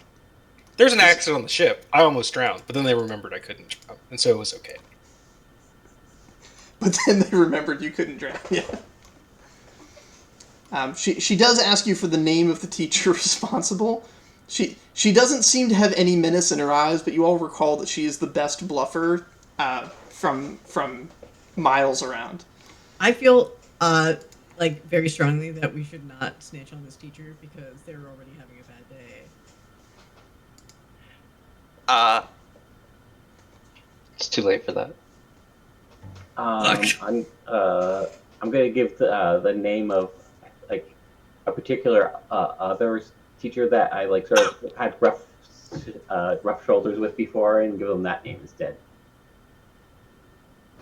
It was Charles. Okay, thank you. My parents were sailors, and the moon is pretty important for that, tides and all that. And it was before my time, but they told me stories when I was very young that the big moon got bigger. Miss Bill says, I've also heard it used to be a different color. Less greeny purple and more blue. That was before my time, though. She is kind of young. She's on the younger side of adult. How old is Miss Mabel? Miss Mabel's in her early 20s. Jesus, she's taking care of all these kids? Yep. Oh shit, Sherry's probably older than that. Possible, yeah. As an elf, it's extremely likely. Sherry's like 30, so... Yeah. Just developmentally a child because of reasons. Yeah, half age mentally. Yeah, she when becoming an adult, she went north to basically to study up on her hero and received the staff, the glasses, and came right back again. So yeah, she went to college and now she's literally just back after after getting her her hard knocks real world education. Yeah. Yeah, that's crazy. I always imagined Miss Mabel was like matronly. Yeah. She puts up that front, and she is an expert bluffer. She's just like, I've never met a 20-some-odd-year-old person who's like there. You know what I mean? Like I'm officially in my late 30s, and that shit seems buck wild. Like, and you guys never quite got down the side plot in the original village, but there was some gambling going on in that village, and they were all terrified of her because when she would take a table, she would take the table. Mm-hmm. Yeah, to be fair, this is also a fantasy world. Yes.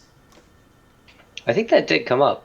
Miss Mabel's a baddie. Who knew? I think came we up were very briefly. I think. Yeah, there's like a short we were talking to gamblers and Miss Mabel came in or something. And they were like, "Nope." That's right. It was I forget the name of that character, but it was the big guy, the big gambling guy. Yeah, because you ended up it was when you were trying to get the bards to help Mangra, and you were blackmailing that one guy, and the other guy at the table was yeah.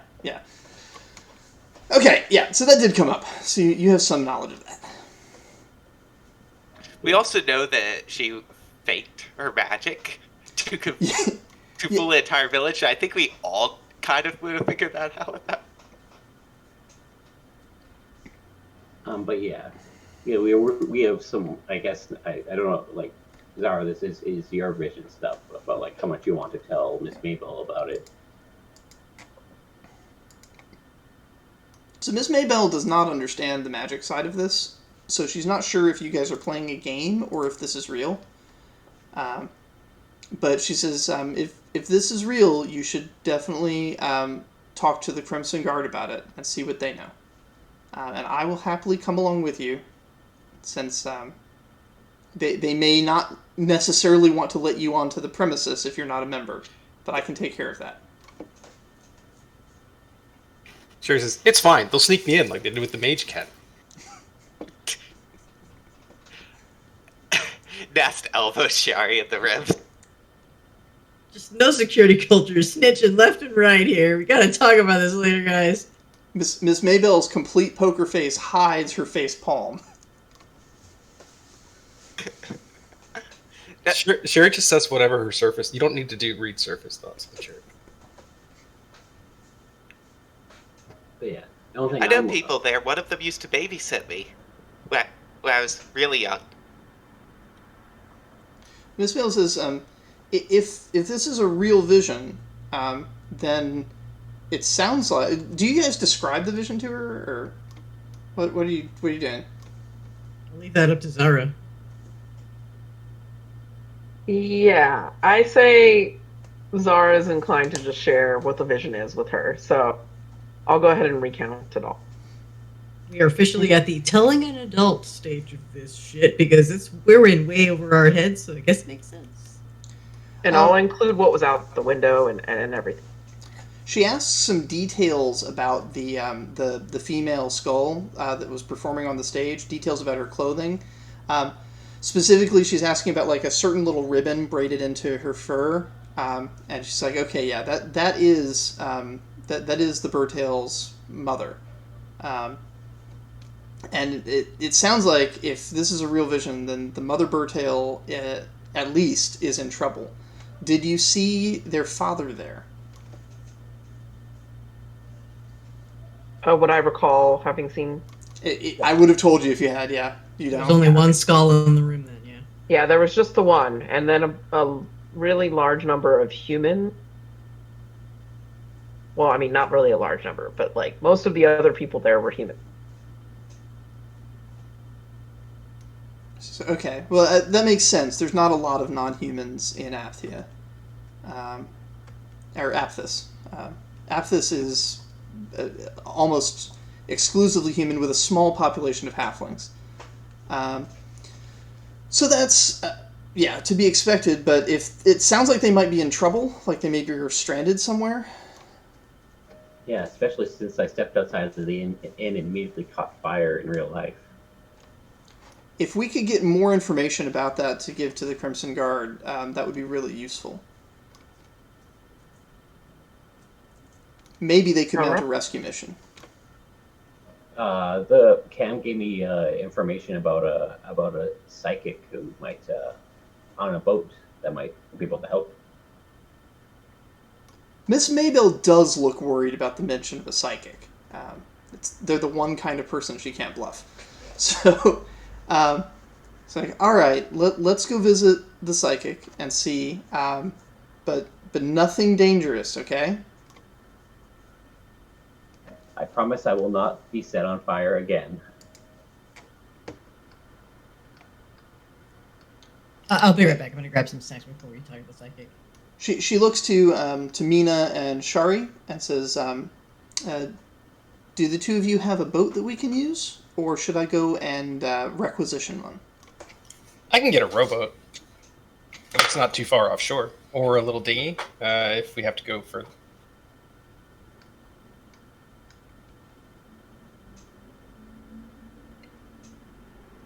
Mina? So I guess the question is, what can I do? So can I... So Shari suggested a rowboat or a dinghy. Do you have any other options? You've been training at a literal shipyard that makes boats, so presumably you know how to either get a boat or make one. I imagine making a boat will take longer. Yes. But I'm wondering if I have a way to pull like kind of a rental through my system. The only trick is that the shipyard is a secret. You're not allowed to tell anybody about it. Right. So I don't want to tell anybody, but if I know a way to get one, like ones that have been worked on recently.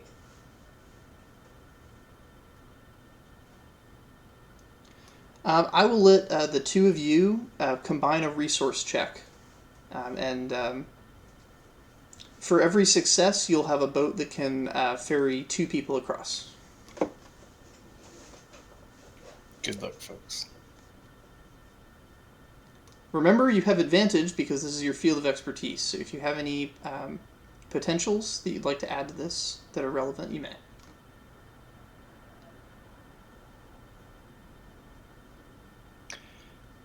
Araxi is here at the orphanage right now. Can I also make a resource check with her? Yes. All right, I'm back with snacks. We're doing resource checks. Oh, I feel like I should add Lorpit's pips to that. The resource check is to find a boat. This is of the characters that do fishing and boat stuff. All right, good luck with that, guys. I feel like should I be allowed to add Lorpit's pips to that? Yes. Yeah. Okay, then that's a success. That's 1 success. And we're waiting for Kristen's result. 1 success. So, Actually, God damn. hang on a second. Whoppy was at the shipyard yesterday as a hired deckhand. And Whoppy is also at the orphanage right now today. Geez, maybe I make a ship after all. So can Whoppy also make this roll? well, Wampy was just a deckhand. Was Wampy doing... Whoppy was bashing people with a hammer in combat training. But Whoppy... Okay. Whoppy might have noticed maybe a spare boat that was just sitting on the side that could be quickly fixed up. All right, give it a try. You're at 1 success. We're at 1 success. God damn. So you have found a boat. It is a tiny little rowboat that can seat 2, unless it is modified in some way. All right, let's modify it. Let's do it. Who's got crafting? Crafting. No crafting, engineer. Did someone say crafting? Engineering is even better. Ross has magic hands. So you do have access to plenty of raw material. So we're not really concerned about the quality here. We're just concerned about adding additional seats. Having a base boat with 2 seats, you can add additional surface area to it, give it some additional flotation. For every success, you can add another 2 passengers to the boat. Is anybody going to assist in the modification of this tiny little rowboat into something more impressive? I could have Ness do a leadership role to kind of organize everything to make sure that the resources are where they're supposed to be when they're supposed to be there. Okay, that's helpful. I will apply my leadership as well. I have gifted leader as well. Okay. It's a Q4 gift, right? Or Q2? It's only Q4 if you took a disadvantage. Okay, so Q2. Ross is great with crafting, and he does have magic hands. I'm assuming it's perception leadership? Is this organizational, or is this like getting people pumped up? I mean, I'll go with empathy. If people need to be pumped up, I'll go with perception. If it's a matter of just checking shit out, they're the same for me. Yeah, I could also see an argument for cunning as well, depending on how you wanted to go about it. I have a cunning of 1, so no. Okay. Either empathy or perception. Let me know which one. I'm going to go empathy and say, all right, guys, teamwork makes the dream work. You know, with all of our skills combined, we're going to really be able to get this thing going. That's all I got right now. No worries.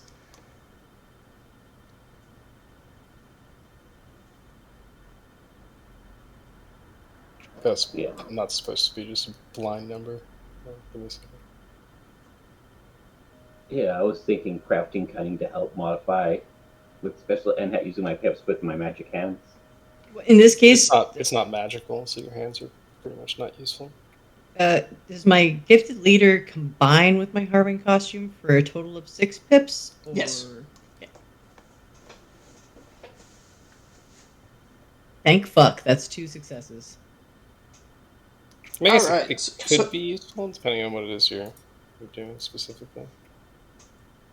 So for Troy, you've got 4 bonus pips being added by helpful people.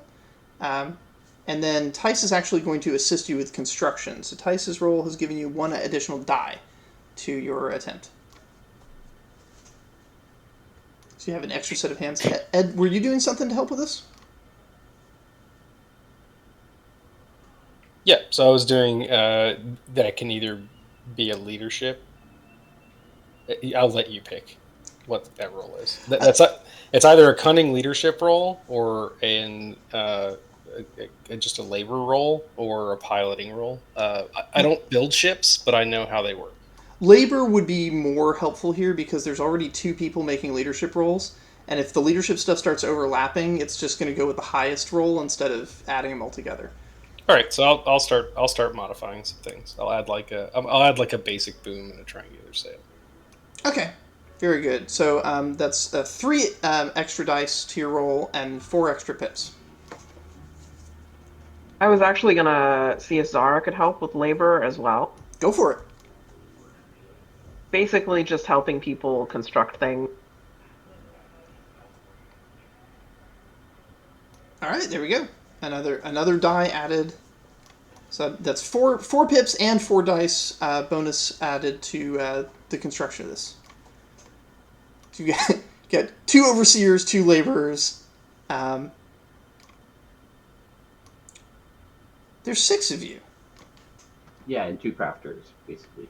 Oh, right. Okay. Yeah. Do all the numbers make sense? All the numbers make sense. You got this. All right, you can fit an army on this flotilla. You've just added an additional 14 seats, so it's now a 16-seater. You're actually probably quite proud of this craft. I'll show it off. Any of you guys play Kingdom Hearts? This motherfucker's a gummy ship for sure, dude. So what are you naming this ship?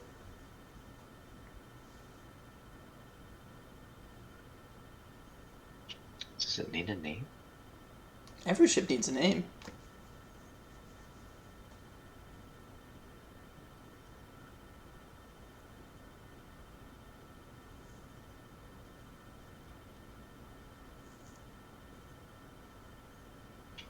It is I got still a glorified rowboat. Yeah, it's But it's now like a double-decker rowboat with like some paddle wheels and other weird things. it's just a double decker rowboat.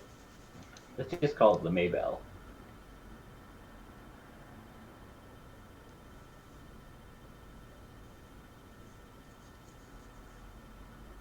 I feel weird naming it after someone we know. Oh, we'll move on. Let me know what the name is later, or just put it on your character sheet, as your character now has a boat. Yeah, I'll think about it. Alrighty. So you, it now the increased size means that it takes a few people paddling to get it out, but with some organization and the skilled direction of Shari, who is an expert at these things, you're able to get this boat out into the harbor, where there is a. You might best describe it as a raft. It's one of those boats that it's like 2 canoes with a big platform between them. Fairly large, but very stable. It doesn't really wobble much on the waves. And the on the surface of it, the platform, there is an enclosure like a little house, but there's also space around it with other things. There's a small garden has been set up. There's a couple of like little fruit trees, a little stand with a fishing pole, and yeah, and sitting in the middle of this little garden, cross-legged, is a very small man in a bright bardic outfit.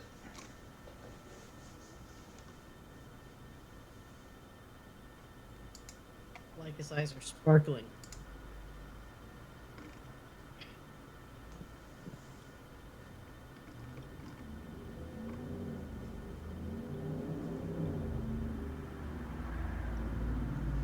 Beth turns to Shar is like, you know this ocean thing. Do we knock? Where? Sure shrugs, says it's his ship. So I mean, once we get on there, we just he has to let us on. Otherwise, he could just kill us. Maybe we say ahoy, huh? Maybe we say ahoy, ahoy there, howdy, before we encroach on this person's space. Ahoy! We're here to see you. There's some people want to talk to you about stuff. We heard you were psychic, and they want to talk to you about psychic things. And so we're all here to see you. We rode all the way out here. We even made this lovely boat. Can we come aboard? Or you can come aboard our ship, but it might sink if you do. Because it doesn't really have that much capacity. The bard's eyes open. He stands up and he says, "Permission granted to come aboard." Manners, everyone. I start helping some of the smaller kids up onto the. Yeah. Sherry stays on the tiny rowboat and says, "Captain will stay with the ship." The bard has what was like sitting cross-legged in a meditative pose is now stood up and is limping pretty badly as they make their way to the door of their cabin, and they open it and gesture that those who wish may come inside. Inside, you find that there is a kettle on for tea and various nice little accoutrements. It's not very big. It's kind of cramped in here with everybody, but you all get to sit down. Miss Maybell seems to be satisfied and actually sits down in the garden outside.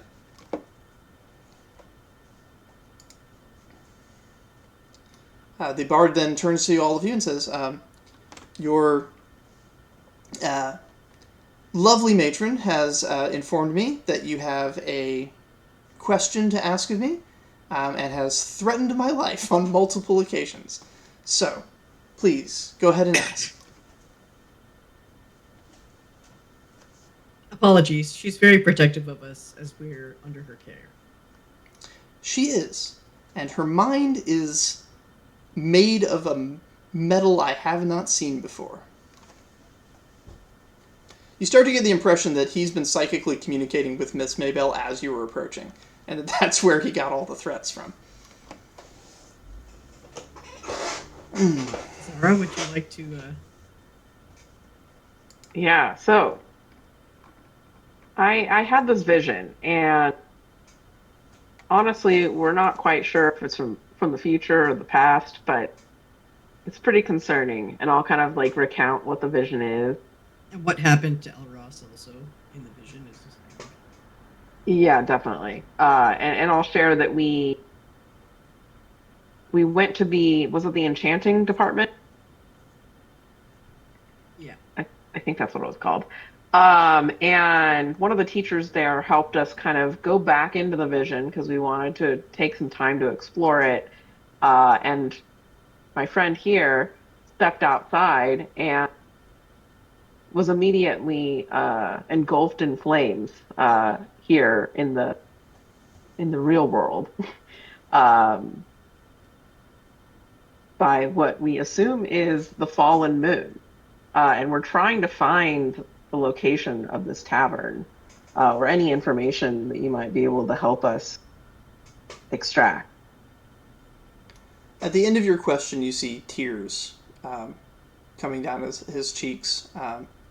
He says, "I'm very sorry for all of the trouble that has been caused. Says, of course, I would love to help you.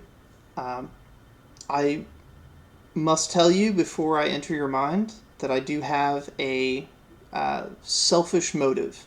I don't want it disrupting this, but I hope, I pray that there is a friend of mine in the crowd in that room.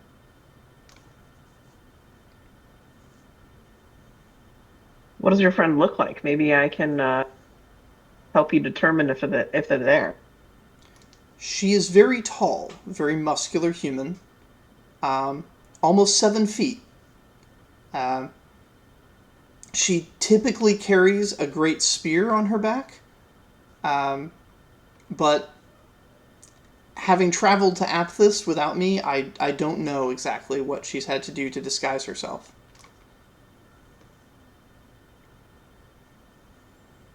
Do I recall seeing anyone like that? You do recall seeing a particularly tall woman that was basically just covered head to toe in robe. There was no other. It was Apthian robe. She's just taller than the rest, but there was no weapons, nothing else distinguishing. All right. I'll let him know that there was someone there that maybe that person, but that they were obscured by their robe. Says, ah, it's good to hear that she survived.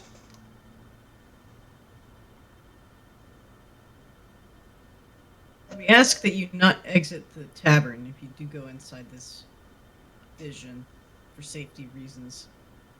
Oh, I imagine not.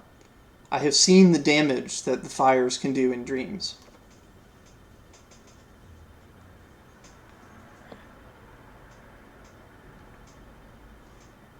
So do you think you might be able to help us tap into one of the minds, I guess, of the people there so that we can learn a bit more about this tavern and where it's located?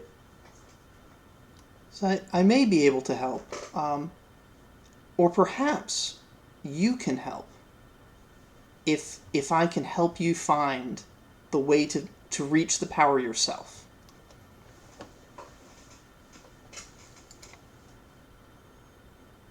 I definitely love that for sure. Says, tell me, what is it that you really believe in? My friends. I believe in hope. Hope, that is good.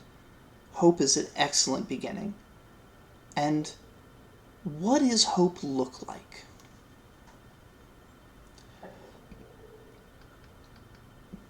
I think it's a bright, warm light. And in your mind, you can see a bright, warm light form. Leica, something is definitely going on the psychic frequencies with this person. What can I do to tap into that shit? Currently, nothing. You don't have any points in that, but Damn. but observing is enough to start down this path. Awesome. And the bright, warm light, what kind of a voice does it speak with?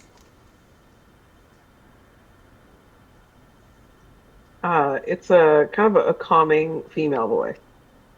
And you hear a calming female voice singing just a plain, simple note in your mind. It says, now I'm going to tell you a few things about this warm light of hope that sings.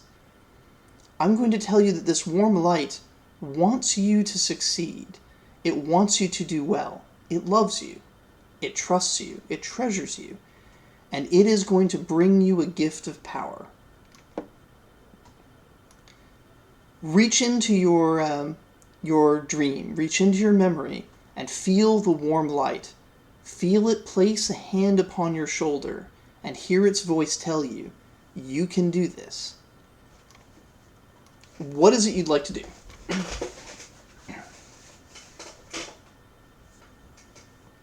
So I guess Zara has her eyes closed and is trying to like follow this like meditation and tap into uh the psychic energies. I assume that like I don't know what the realm of what's possible is, but maybe being able to somehow communicate with someone who's in that tavern? I think we're on the whole reaching in and touching the power deal part of the process. Yeah, so you have this memory, but yeah, you can now kind of reach in and tap into the power to try and like actually contact one of the people. So you can now kind of cross this bridge, and you're going to try to speak to somebody who's there in the tavern. Great. So I will attempt to do that. If I can target who, then I'd target Manger's mom. Okay, so you're going to need one success to target who, a second success to target when. Can I make this simpler by not being picky about? You can, but you feel the warm light behind you, helping you, coursing through you, and you're going to receive some bonus dice from this bard's Faith and Arc power.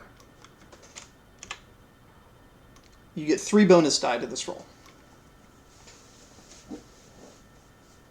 Got it. What am I rolling? Psychic, right? Your future sight. Cool. And do I pair that with anything, or just the future sight? Just the future sight. But you're going to pair it with the 3 bonus die from the Faith and Arc power-up. All right. I don't think there's anything special I can do here. Yeah, I don't think you can. I don't think there's any kind of aptitude you pair with this. It's just straight up. 2 successes. You've contacted Mrs. Burtail, and you get to choose when you've contacted her. Do you want to contact her now, today, or do you want to contact her in whatever that moment was that you saw in your vision? I'm gonna try and target in that moment. Okay. And what do you say to her?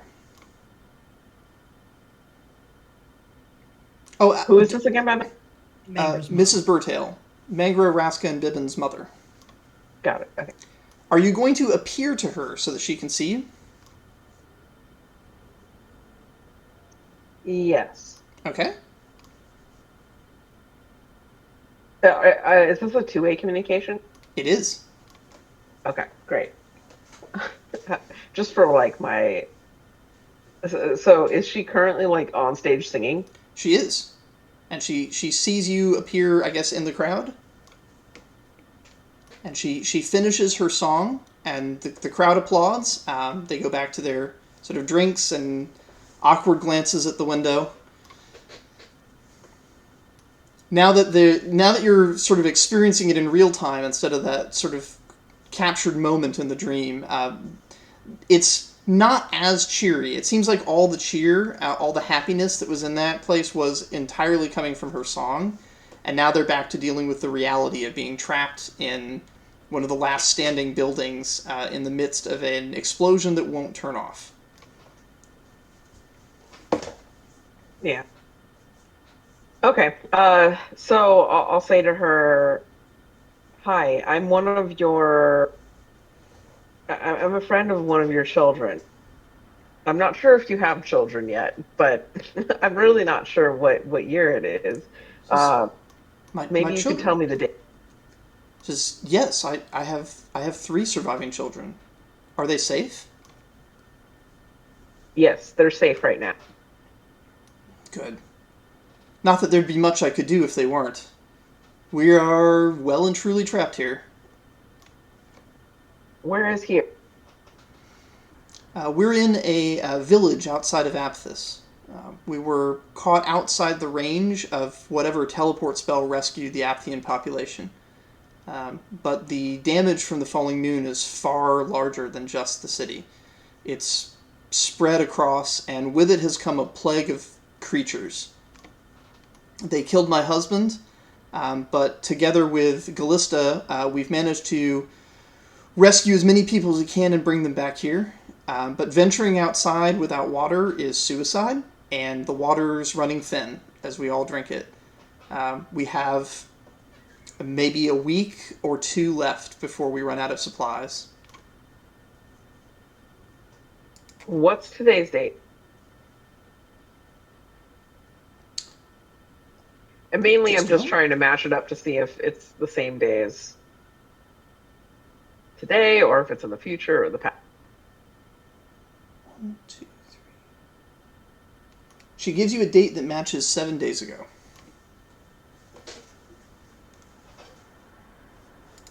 So All at right. best, you have a week left to save them. And how much water do you have left? Says a week, maybe a week and a half if we ration it and make an effort to not go outside. We have been sending parties outside using the water to keep themselves protected by soaking our cloaks and trying to find other sources of water to bring back. But if we stopped doing that, we could go maybe a week and a half. Okay. It seems like we kind of need to do that, though. We need to find another source. There's nowhere else to go. It's desert in every direction. We wouldn't make it far just running. The dunes themselves are being swept away by the force of the blast.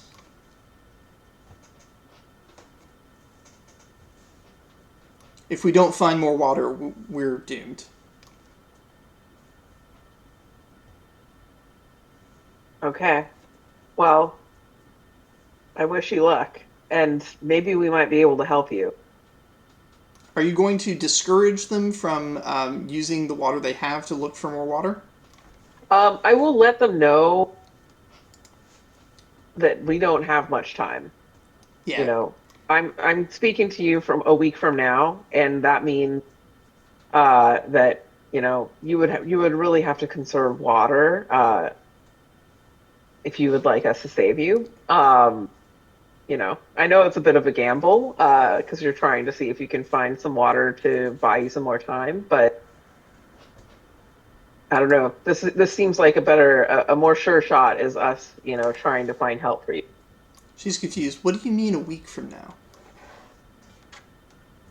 I don't have time to explain. I'm speaking to you from the future. Am I already dead? I'm not sure. She said, if I am, can you take a message to my children? Of course. And she, basically she growls something and realizes you wouldn't understand the growls and phrases it in sort of a more human fashion. Basically, she says, I love you, I'm proud of you, and my songs will always be over the moon for you. And you lose the connection.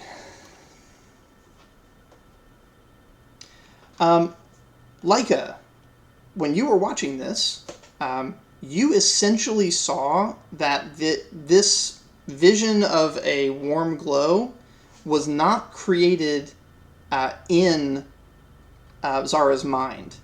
It was created in reality somewhere. Not somewhere you can see with your eyes, but somewhere you could feel with that part of your mind that woke up after the drug trip. And so it, for a moment, existed for everyone. But then as Zara wakes up from that vision, the light dissipates back into the ether where it came from? Is actively deconstructed by the bard. Oh. The bard doesn't just let it fade. The bard actually takes it apart piece by piece and puts the pieces back inside himself where he got them. Feel the hairs on the back of my neck raising and my ears twitching. Yeah.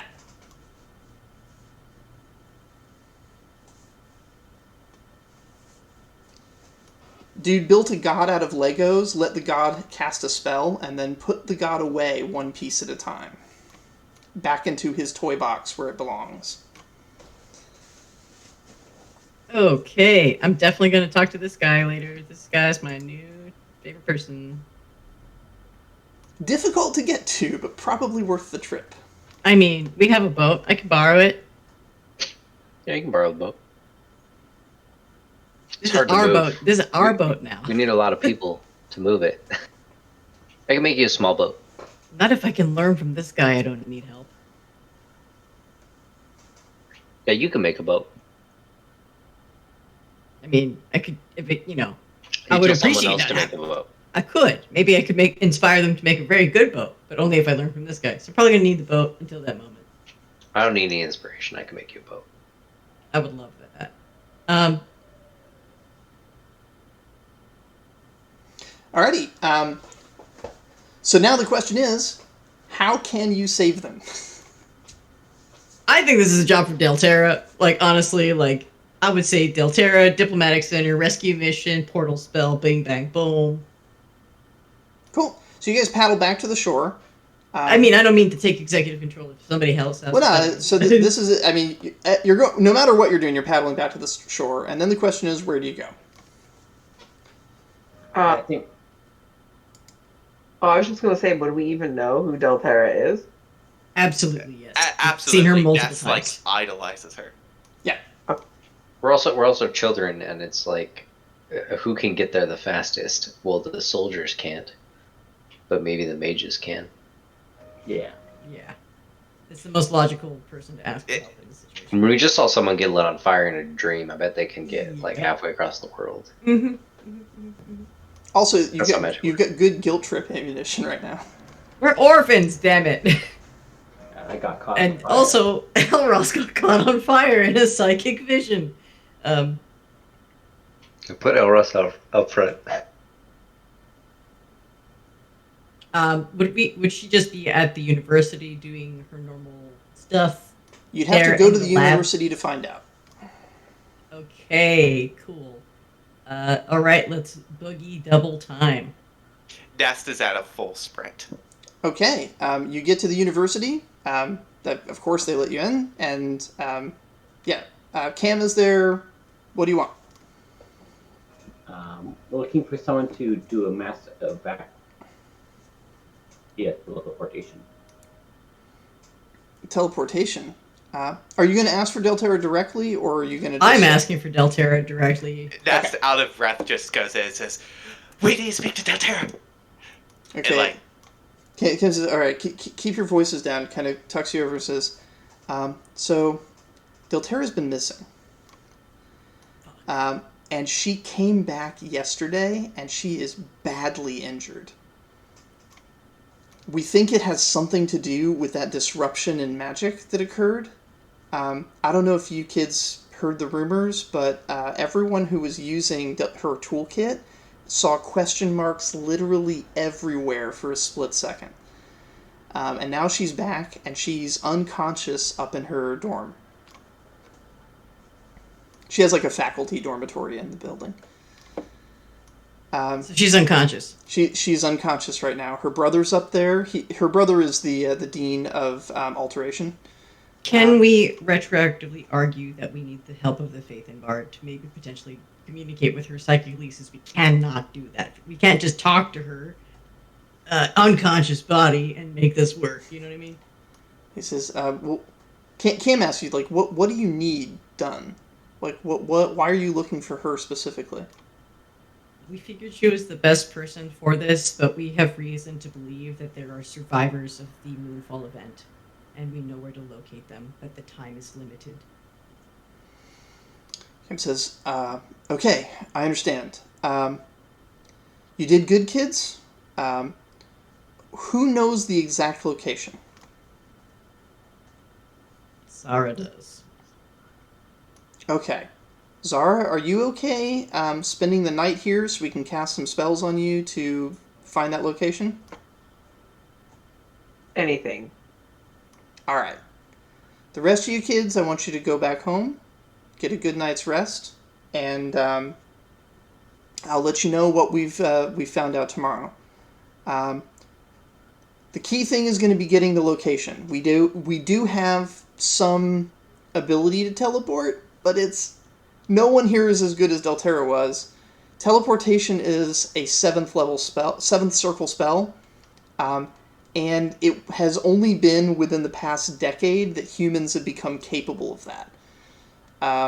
We were restricted to the 5th circle by an aspect of our biology that Delterra found a way to overcome, but it hasn't been mastered. So, Do we have any elves on retainer that could potentially assist us? I'm going to be making some calls, is what I'm going to be doing. Excellent. Einar owes us some favors, and I need to get the Crimson Guard here because they're going to be the ones that have enough pull to make this happen.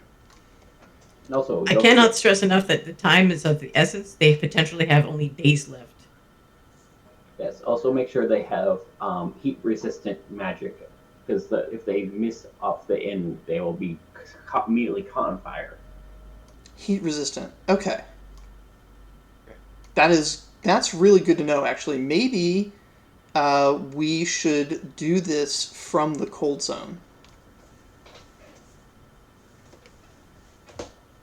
He's thinking out loud now, but says, "All right." Ness raises their hand and says, "Can I observe? I'll stay out of the way. I just want to watch and learn." He says, "Okay. Let Miss Mabel know that you're staying the night here." Full sprint out of the room to go let Miss Mabel know. Okay. So you get permission to spend the night, and everybody else goes home. And we'll find out what happens next session when the next day happens. Good job, everybody. Exciting. I assume that this doesn't count as children lost because they know where they are. It doesn't. They know where they are, and you're still going to get your night of rest, and your character point and all that. So but we'll take care of character points tomorrow, not tonight. Congratulations. Tomorrow is probably going to be the next session anyway, which is not literally tomorrow, but next Our week's end session. game. Yeah, the end game tomorrow is probably going to be fixed what the adventure is. This has to be a part 2 of this. Yeah. But it's not going to be a very long part 2, so there's going to be some other time to do other things, maybe some shopping or something at the end of that. Yeah, I would say that the as far as what happens next to this adventuring party and or rescue party and or the people that we're trying to rescue, we're children, so we literally cannot be involved in Right. the next step. Nobody will allow it, and it would be extremely hard to sneak. Yeah, no, we can't. No, it's like We're not sneaking to Athens. Sneaking all the way to Athos or sneaking into a teleport, neither of those are going to happen. right. Yeah. Maybe they do the teleport wrong. They roll their dice bad. They pull a couple kids through. I do know of a way that it could happen, but I think we should probably stay away from that. Yeah. Oh no, the rescue party for Nest and Zara from Athos would be interesting. Yeah, the only problem is That would be a really fun several sessions, probably. We would have to do a guest session where we play our other characters who are adults to get these kids out of this situation. Yeah, also the fact that you probably wouldn't have heat resistant spells put on you, so the moment you got there, you'd be immediately caught on fire. Which is just an immediate 10,000 goblins carried you out of the wreckage. Yeah, I mean, those goblins aren't exactly friendly, though, right? No, they're very mean. Yeah. Those are bad. Those are bad ones. Those are great. You weren't alive after. They've gone off. carried you They out. have officially gone off. They are expired goblins. I'm just saying, it would be really fun to have a session that like bounced back and forth between the two children trying to survive and the legendary heroes trying to rescue them. That would be a combat-heavy rescue, too. It would. So scary. They would not be okay after this. All you have to do is really let one of the chaos sets know, probably. Oh, before we close out for the evening, were we able to confirm? And so, what's the bard's name? Simon. Simon. Were we able to confirm Simon's Do you companion who's recognize there. Simon? My memory is famously very bad, so no. I guess your character in that adventure didn't quite. No, yeah, you did. You met him.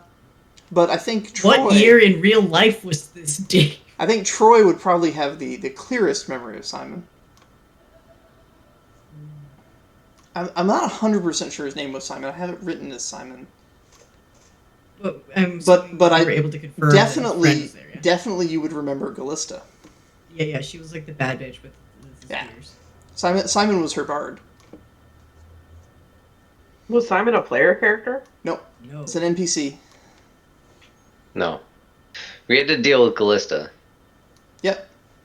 Simon, it was the NPC that kept getting sick and injured, so you guys had to go and be the bards for the heroes. He was a bard that was out there with a pair of heroes doing stuff, and then kept getting knocked out of commission, and you guys ended up acting as bard for Gallista and the guy with the 2 fist weapons. Oh, is that Gallista's the one that blew. hospital? Gallista's the one that blew the building out. That's correct. Like blew it like an entire building out, attacking at us, and missed.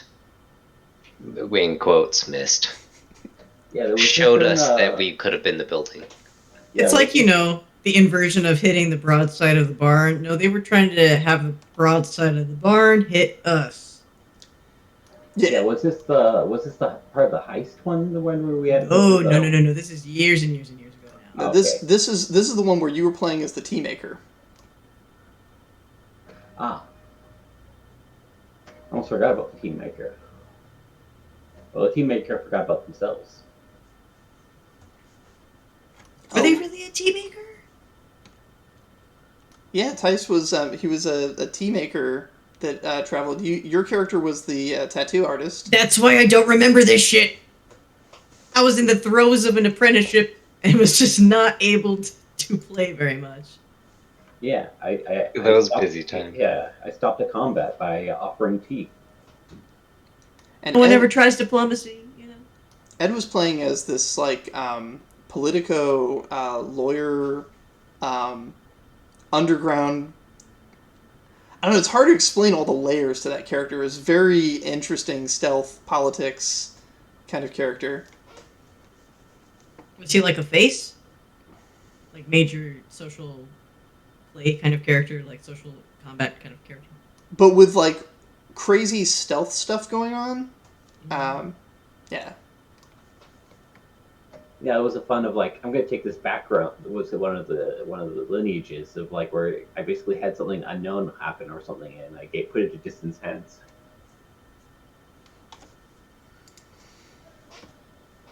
Well, good job, everyone. That was an awesome session. Yeah. Yeah, I really love having mentors. Yeah, that came in hand. I'm just cashing in cam every session if I can. That's how we found out about the psychic, right?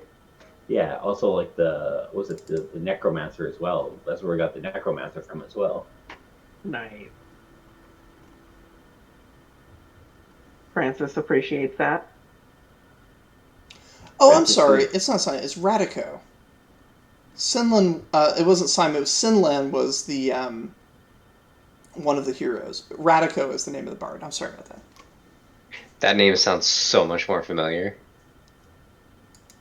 Not to me. I was just like, you started explaining the bard, and I was like, that's not the bard's name. What is the bard's name? And I was trying to find it Yeah. through documents. Sinlan of the Spiked Fists, Gallista of Spear and Bow, and Radico the Sickly Bard. What, did he have magic polio or something? No, actually, it was just a series of continuous accidents. I was really hoping you were saying actually just regular polio, but poor bastard. When they first found him, he literally just had the flu. Just not magical, just had the flu and was sick in bed. And then other stuff just kept tripping him up. At this point, his leg's broken and, yeah. can barely walk. Yeah, and unfortunately, as you just learned, Sinlin is dead. Died fighting alongside Ballista, trying to get a legendary artifact to the hero Gunthar. And then, most difficult of all, get out alive. Because at the time, they had no expectation that the weapon, when it went off, would have survivors. They didn't know that Kael would be there with the spell to rescue the citizenry. So they were booking it out of town when the moon hit. And, yeah. Yeah. I guess like.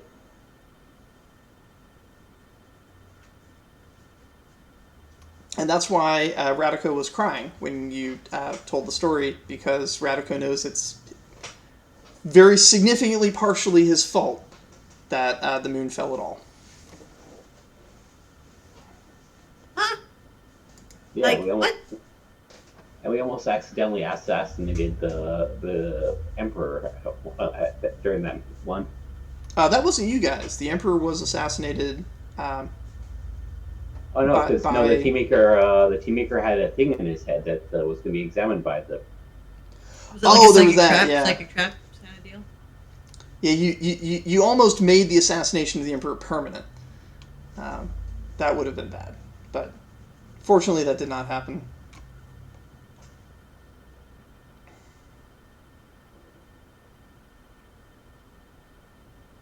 Yeah, the actual killing of the Emperor was done by one of the envoys. Yeah, whatever those things are that can like, I guess, like take magic off of things. Yes.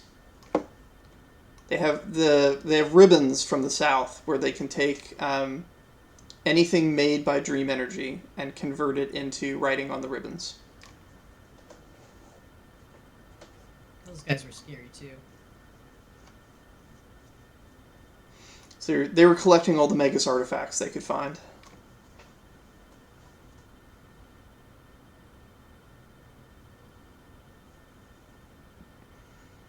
And bringing them to their master.